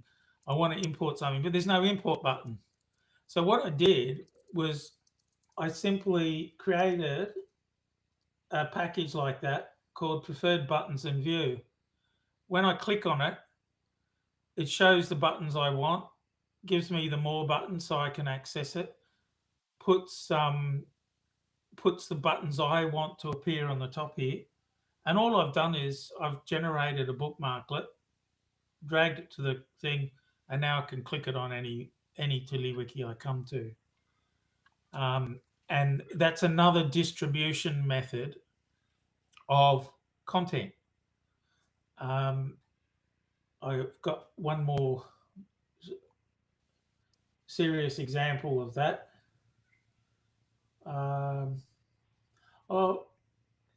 Without going in any details, I've created what I call a custom import button. And basically, it's the same as the import you have up here, but it's been told to only import JSON, TIDD, or text files. So if I look in a folder that's got some content that's TiddlyWiki related, I'll just see if one pops up.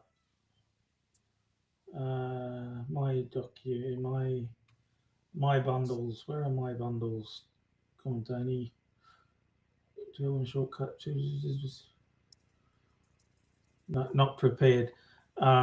Anyway, when I import now, if I do a search, for example, for let's just say, or one of the solutions that we all might use, let's just say someone's got a palette manager or something, and I've saved that palette manager on my disk.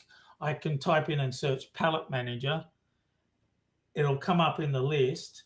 I just click on it and open it, and now I'm importing the package I want.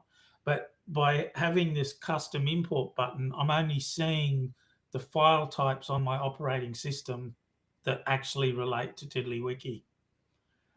So that's the kind of little thing I use. Now, that means I can jump between a whole lot of wikis, and I can just quickly institute design on top of that wiki that suits my needs. And I kind of basically do it on demand now.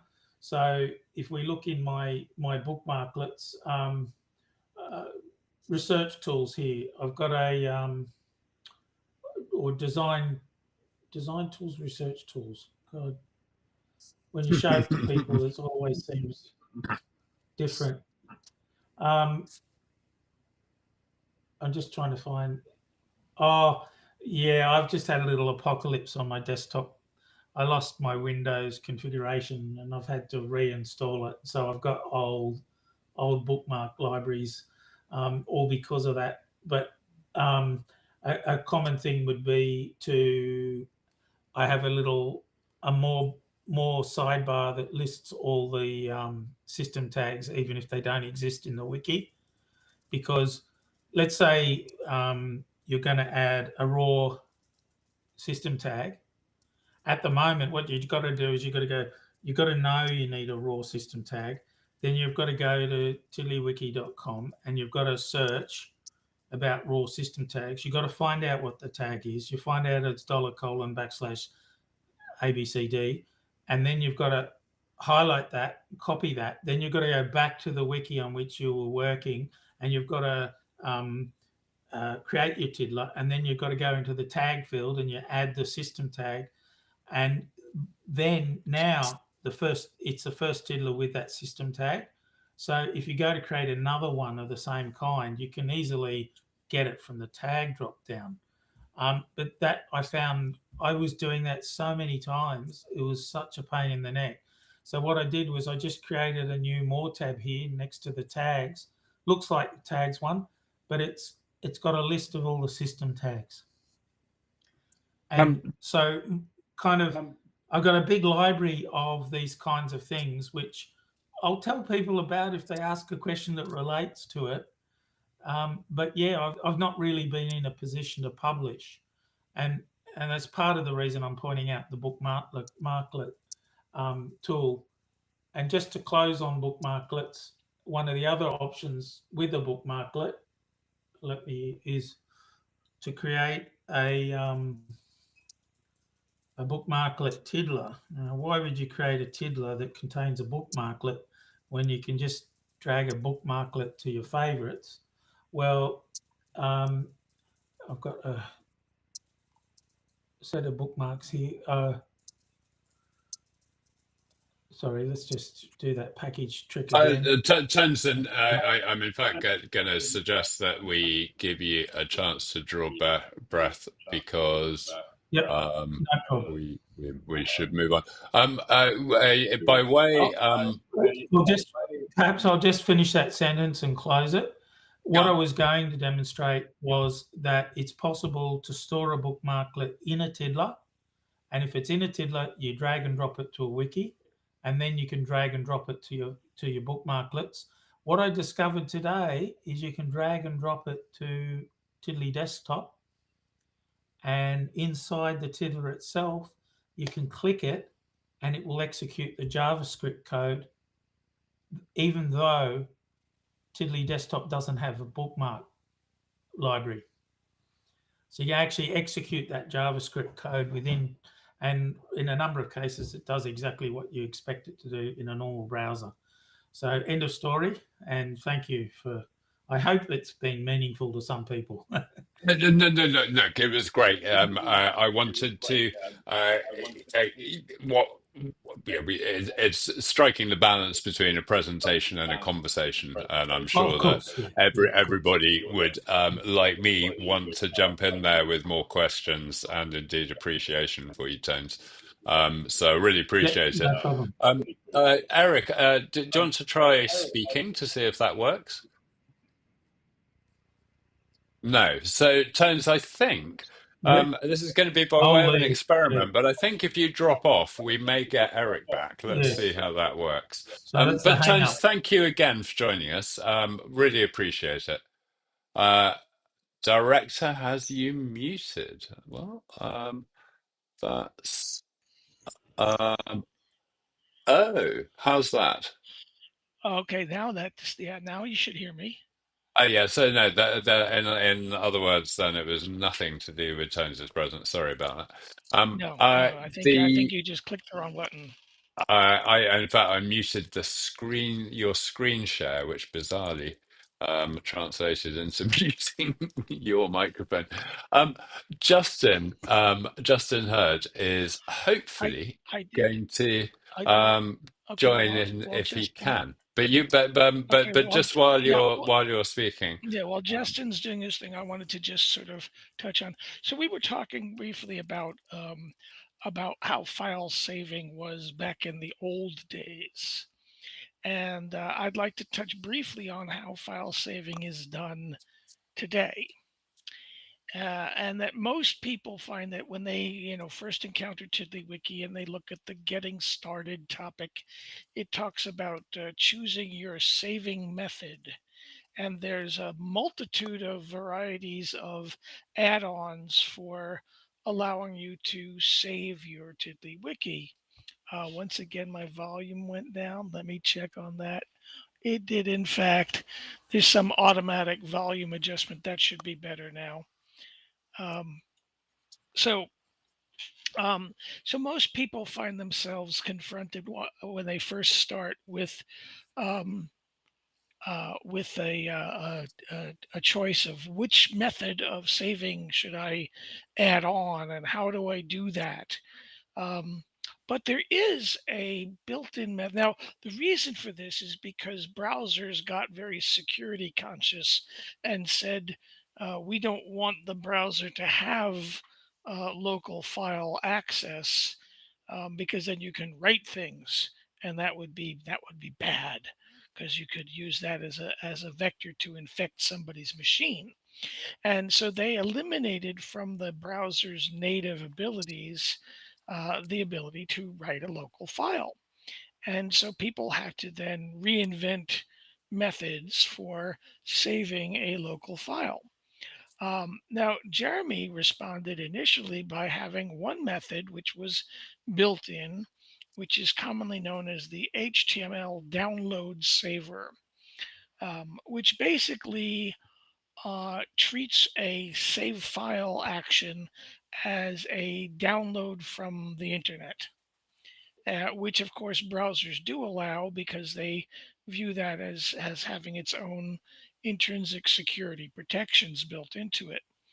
Now, most people choose to install some browser extension or other code, which lets them do a save where they just click the save button and a file gets written to their hard drive. Um, but I use, this is interesting because I do all my development within TiddlyWiki itself, and I use the download saver, the default saver. If you don't install anything else, I use the download saver to do all of my file saving work. And the only thing I had to do was set my browser to always ask for the location to do the download. Um, and that basically, when I hit the save button, a system dialog pops up with lets you choose a folder and a file name. And if I'm overwriting the existing file, I just choose that existing file from that system dialog, and then it confirms, "Do you sure you want to overwrite this?" And I say yes. And so this allows me to use that saver no matter where I go, no matter which browser I'm using. The download saver is always the default action, and I can do the same functionality whether I'm editing a local file, or let's say I go to tiddlywiki.com and do some experimental changes there and then hit the save button. It still prompts me to download a file.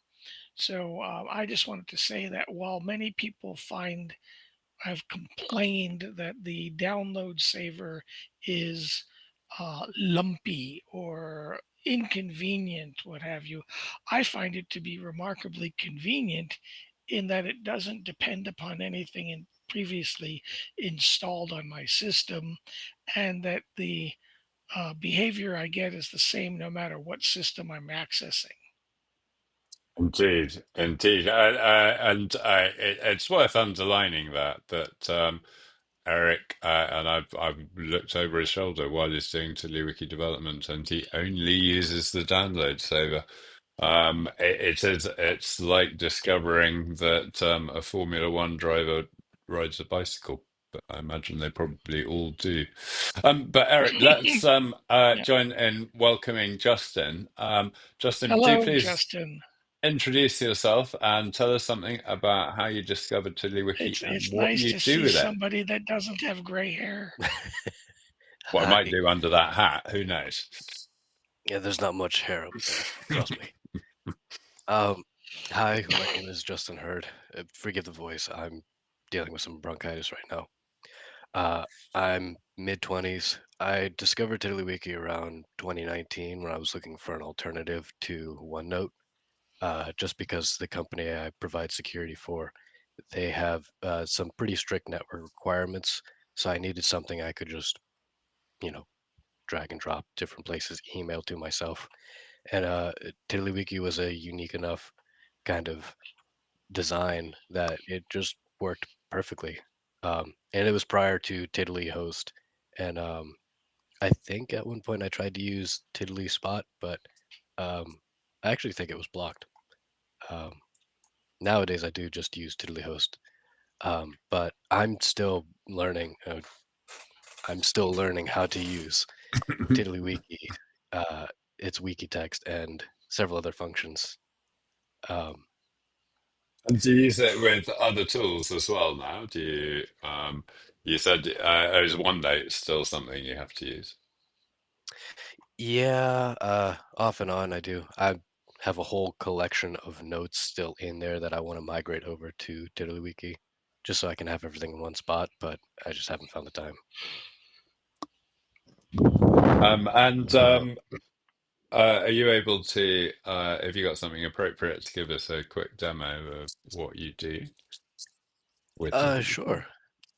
I have a kind of a style sheet I've been working on for a little bit now. Let me see if I can get this to show correctly.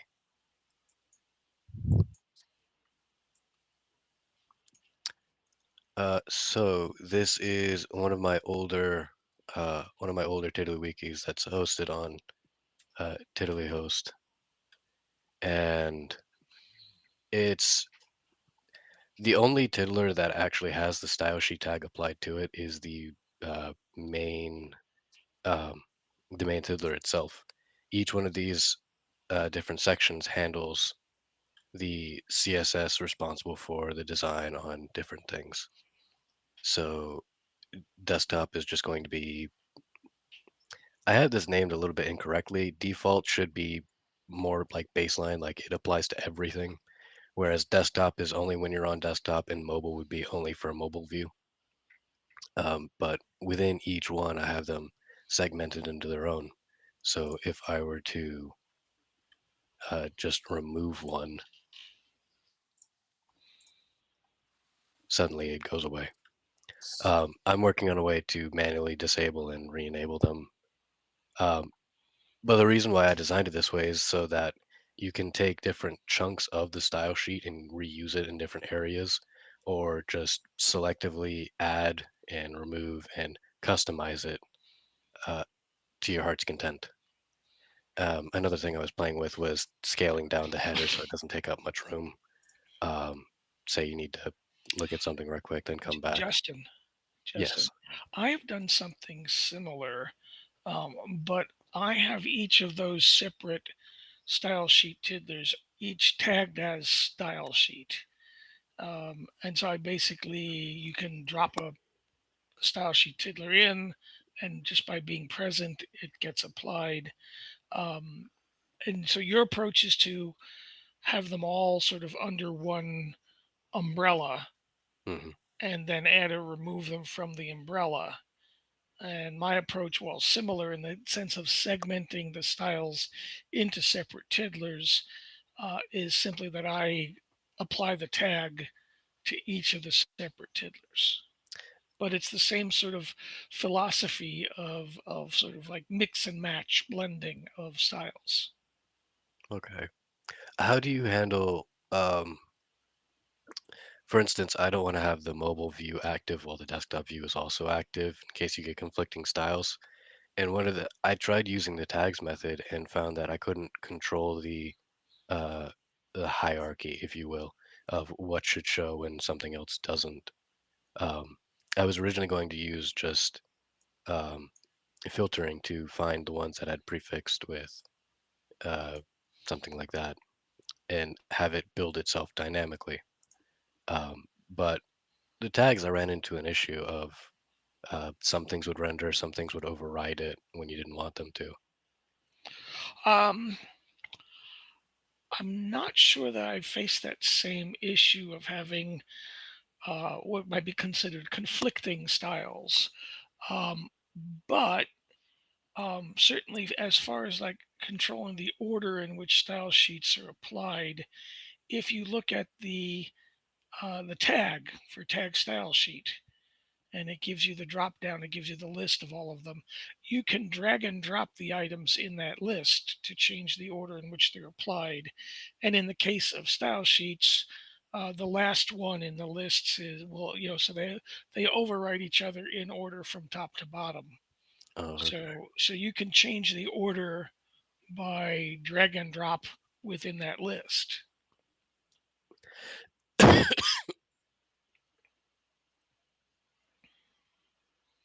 Thanks, Eric. Thanks, Justin. Do continue.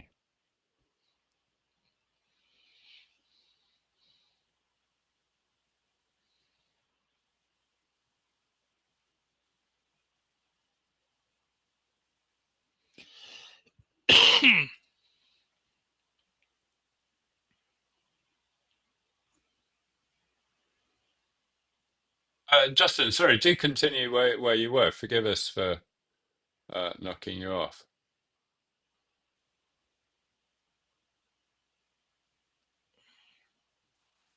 Have I muted Justin as well somehow or something? He says he's having some technical issues. Okay. Oh, and by the way, Justin, I love the way that you're using a tiddler as a form of text chat. Uh, okay. Oh well. Thank you, Justin. Um, uh, it wouldn't be a video chat unless we had some madness with headphones and cables. Um, I plan to just sort of talking about admin whilst hopefully fingers crossed supporting Justin's debugging. We'll close fairly soon because I'm planning to do another session tomorrow. And I would also like to, after we've finished this video chat, I'm going to just run through a couple of questions that have popped up during the chat as well.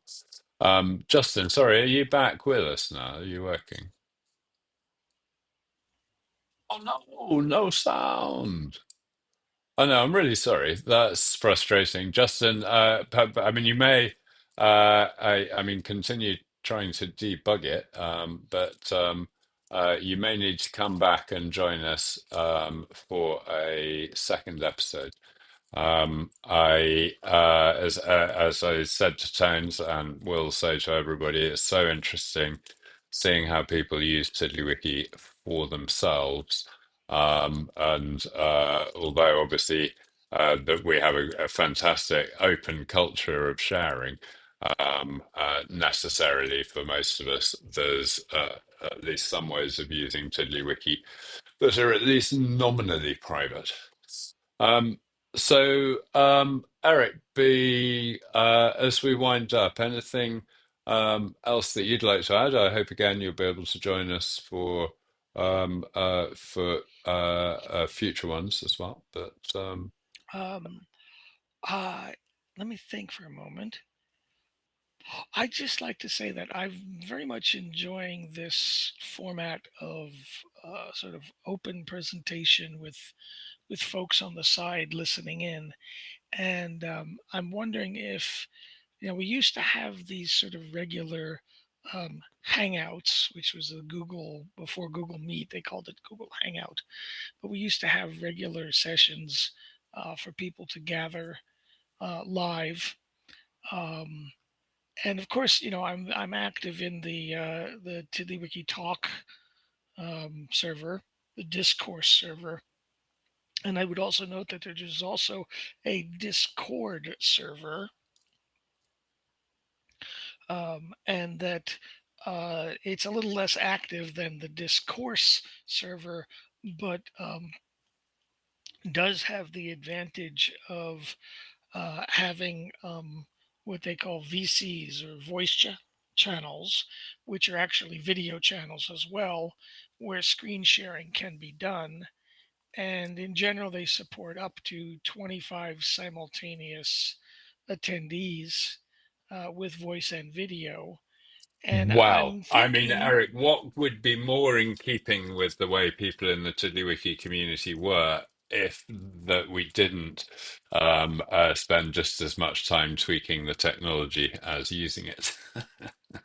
right. So, what I'm thinking is that um, it might be interesting to have sort of, and the way I've thought about it is sort of like the way a professor has regular office hours, is I've been thinking about establishing a regular time, perhaps, once or twice a week or whatever appeals to people, where people can meet up through the Discord server and just do some sort of live, Yeah. whether it's help Yeah. me debug this, or how do I do this, or can you show me the latest thing, or what have you. And just so I'm suggesting that we might want to make a bit more promotion of the Discord server, as not as a replacement for, but as an extension of the discourse server, the Talk Tiddly Yeah, no, that can be I'd used welcome that. The for a little bit more live interaction. as others have noted, TiddlyWiki is lucky enough to enjoy a a, what's the word? Bits of the community on a number of different platforms. So there's a TiddlyWiki community on Reddit, a I've been TiddlyWiki informed. I've been community yeah. on I'm Discord. informed there's one on Reddit, but I honestly I find Reddit to be a bit toxic. Well, the great thing is that there's choice, and so yeah, one of the arguably a good thing is the balkanization of the social media landscape. You know, people find the place that works for them, and different community norms seem to suit different people. But I love the way that Discord is sufficiently popular that it seems to be one of those places that kind of, if not generates its own culture, kind of refines and improves quite an interesting culture. So always happy to see that. Um, Justin, the Matt is asking in the group for the URL of the Discord, and it is actually on tiddlywiki.com, or it's certainly on. I think it might only be on the pre-release because I had to add the icon. No, it's on tiddlywiki.com. You'll find Discord there. A link to the Discord and hello there. I'm going to draw this section to a close by thanking Justin, which is by sign language at this point. And I'm hoping so that you'll be able to join us again and continue your demo. Eric, thank you as always, and much enjoyed those reminiscences, much appreciated. And I hope that we'll get you to do some more demos very soon. But thank you to everybody, and thank you both very much. Okay, and so I'm going to wave Eric away and come over here. Yes, I'll have to. I don't know how to. I think you're still going to be there. Ah, okay, right. There we go. It's there are still arcane details of this that I clearly still have to learn. I wanted to just scroll back over the chats and see if there's some great feedback here, and I think everybody much appreciating the demos.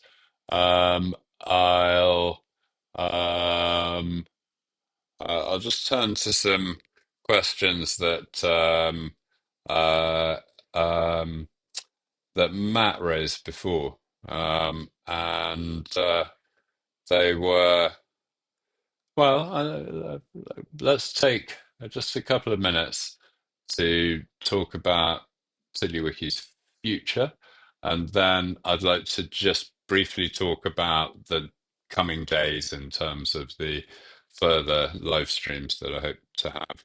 Um, I think now I've got a much clearer idea of TiddlyWiki's future than I did 10 years ago, funnily enough. Um, and it's this, that TiddlyWiki 5 will continue for decades.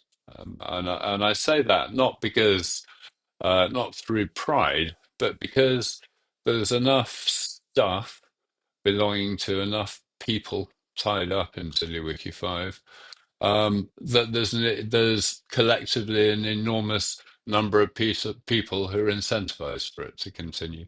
We've already done one migration from TiddlyWiki Classic to TiddlyWiki 5, so we know that migrations are tough and expensive, and if you've got something particularly custom, particularly intricate, there are good reasons why you might not be able to update.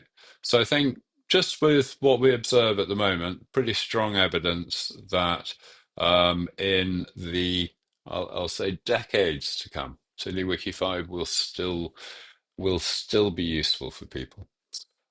Meanwhile, it is my inevitable experience as a software developer that I can't help picturing TiddlyWiki as it could be. Every piece of software that you write is a trade-off between your imagination and reality. And you're lucky if software that you produce is able to reflect any of the good parts of your imagination, in a sense. But with TiddlyWiki 5, there are now quite fundamental things about it that I would really love to be able to change. They're fundamental in a design sense. They're not fundamental things from a user's perspective, but they're things that would make it impossible to have full backwards compatibility. So that's the kind of continually evolving balance in front of me personally, which is that at some point I expect to put more and more attention into what we call TWX, a future thing, a bit like TiddlyWiki, that allows me to refine those ideas. But to be honest, TWX might not even be a note-taking system. TWX could be, for instance, an interactive vector graphics editor along the lines of Figma, which, but from my point of view, would be is an example of a thing that could be kind of the same as TiddlyWiki, because it would be a language for writing interactive vector editors like Figma so that people could hyper customize it for themselves. So I feel now that's what the future holds. That there's for as long as it makes sense, TiddlyWiki 5 continues to improve, and for as long as I enjoy working on it, I'll continue to do that. But there's some kind of rising bubble over there that will, I think, eventually push me towards TWX, whatever that turns out to be.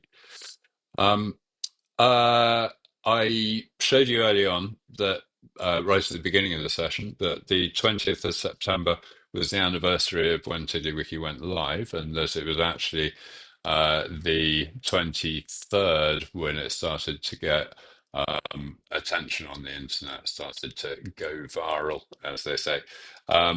I think it was, I'll investigate before we do the next live stream tomorrow, but I think it was either the 22nd or the 23rd that I gave a presentation about TiddlyWiki at a regular meetup, sort of geeky meetup in London, which led to a couple of blog posts, which was what triggered that whole process. So over the coming days, we might jump back to that time and try again to give you a bit of a taste of what the introduction of TiddlyWiki was like. I'd be disappointed if I didn't manage to find a photograph of me and Eric from 2006 as well. I see that Matt asked a very relevant question about TWX. Would it still be open source? Matt, my 20 years experience with TiddlyWiki has taught me that the most fun and productive way of making software is in the context of open source. And so broadly, yes, something would have to change in my outlook or the opportunities available to me before I did something that was entirely not open source. It's perhaps something to come back to. A good question is, why is TiddlyWiki open source? But I believe that as we have things at the moment, open source is the most effective way to make software that's useful for a wide range of people. And I think it has some absolutely key economic um, characteristics that kind of guarantee that that will be so. And very briefly, that's that in an open source project, you can have, there's no central allocator of resources saying the future is AI. There's a multiplicity of people experimenting on it, trying to improve it. And broadly, if those experiments fail, that person has lost something, that person suffers. But if those experiments succeed, then that benefits everybody, either because they take advantage of the experiment or because they, inspires them to do something similarly useful for other people. So a bit like in the hands of a skilled explainer, evolution is explained as a process that inevitably improves things. It feels to me like a sufficiently vibrant, active open source software is kind of like evolution, a blind, dumb process that leads to better software that's fitter for its environment. But having said that, we all need to live, and I certainly need to earn money. But there are quite well established ways for making money because of open source software, ways other than selling the software itself. I could talk about that stuff for hours. I mean, to me, the idea that I can sell you a piece of software, the idea that I can treat software as property, which is what we used to do when you pick up software from from a shelf. We were pretending that it's a physical good, but it's kind of isn't, because as digital media, if you've given me a bit of software, my use of it entails making a copy, and generally I'll be able to make further copies. And so it's very difficult to apply the same economic protections that you would to a manufactured product to software. But it didn't stop decades of people trying and decades of people ignoring the evidence of their eyes and ears. But let's draw to a close by thanking you all very much for coming, and particularly thanking you for your patience with our occasional sound glitches. But hopefully those will get rarer as we get better at this kind of thing. It remains for me to wish you a very happy rest of the day, and I hope you'll be able to join us for tomorrow's stream as well. And I've circulated a schedule, so hopefully as many of you as possible will be able to join that. So many thanks. I'm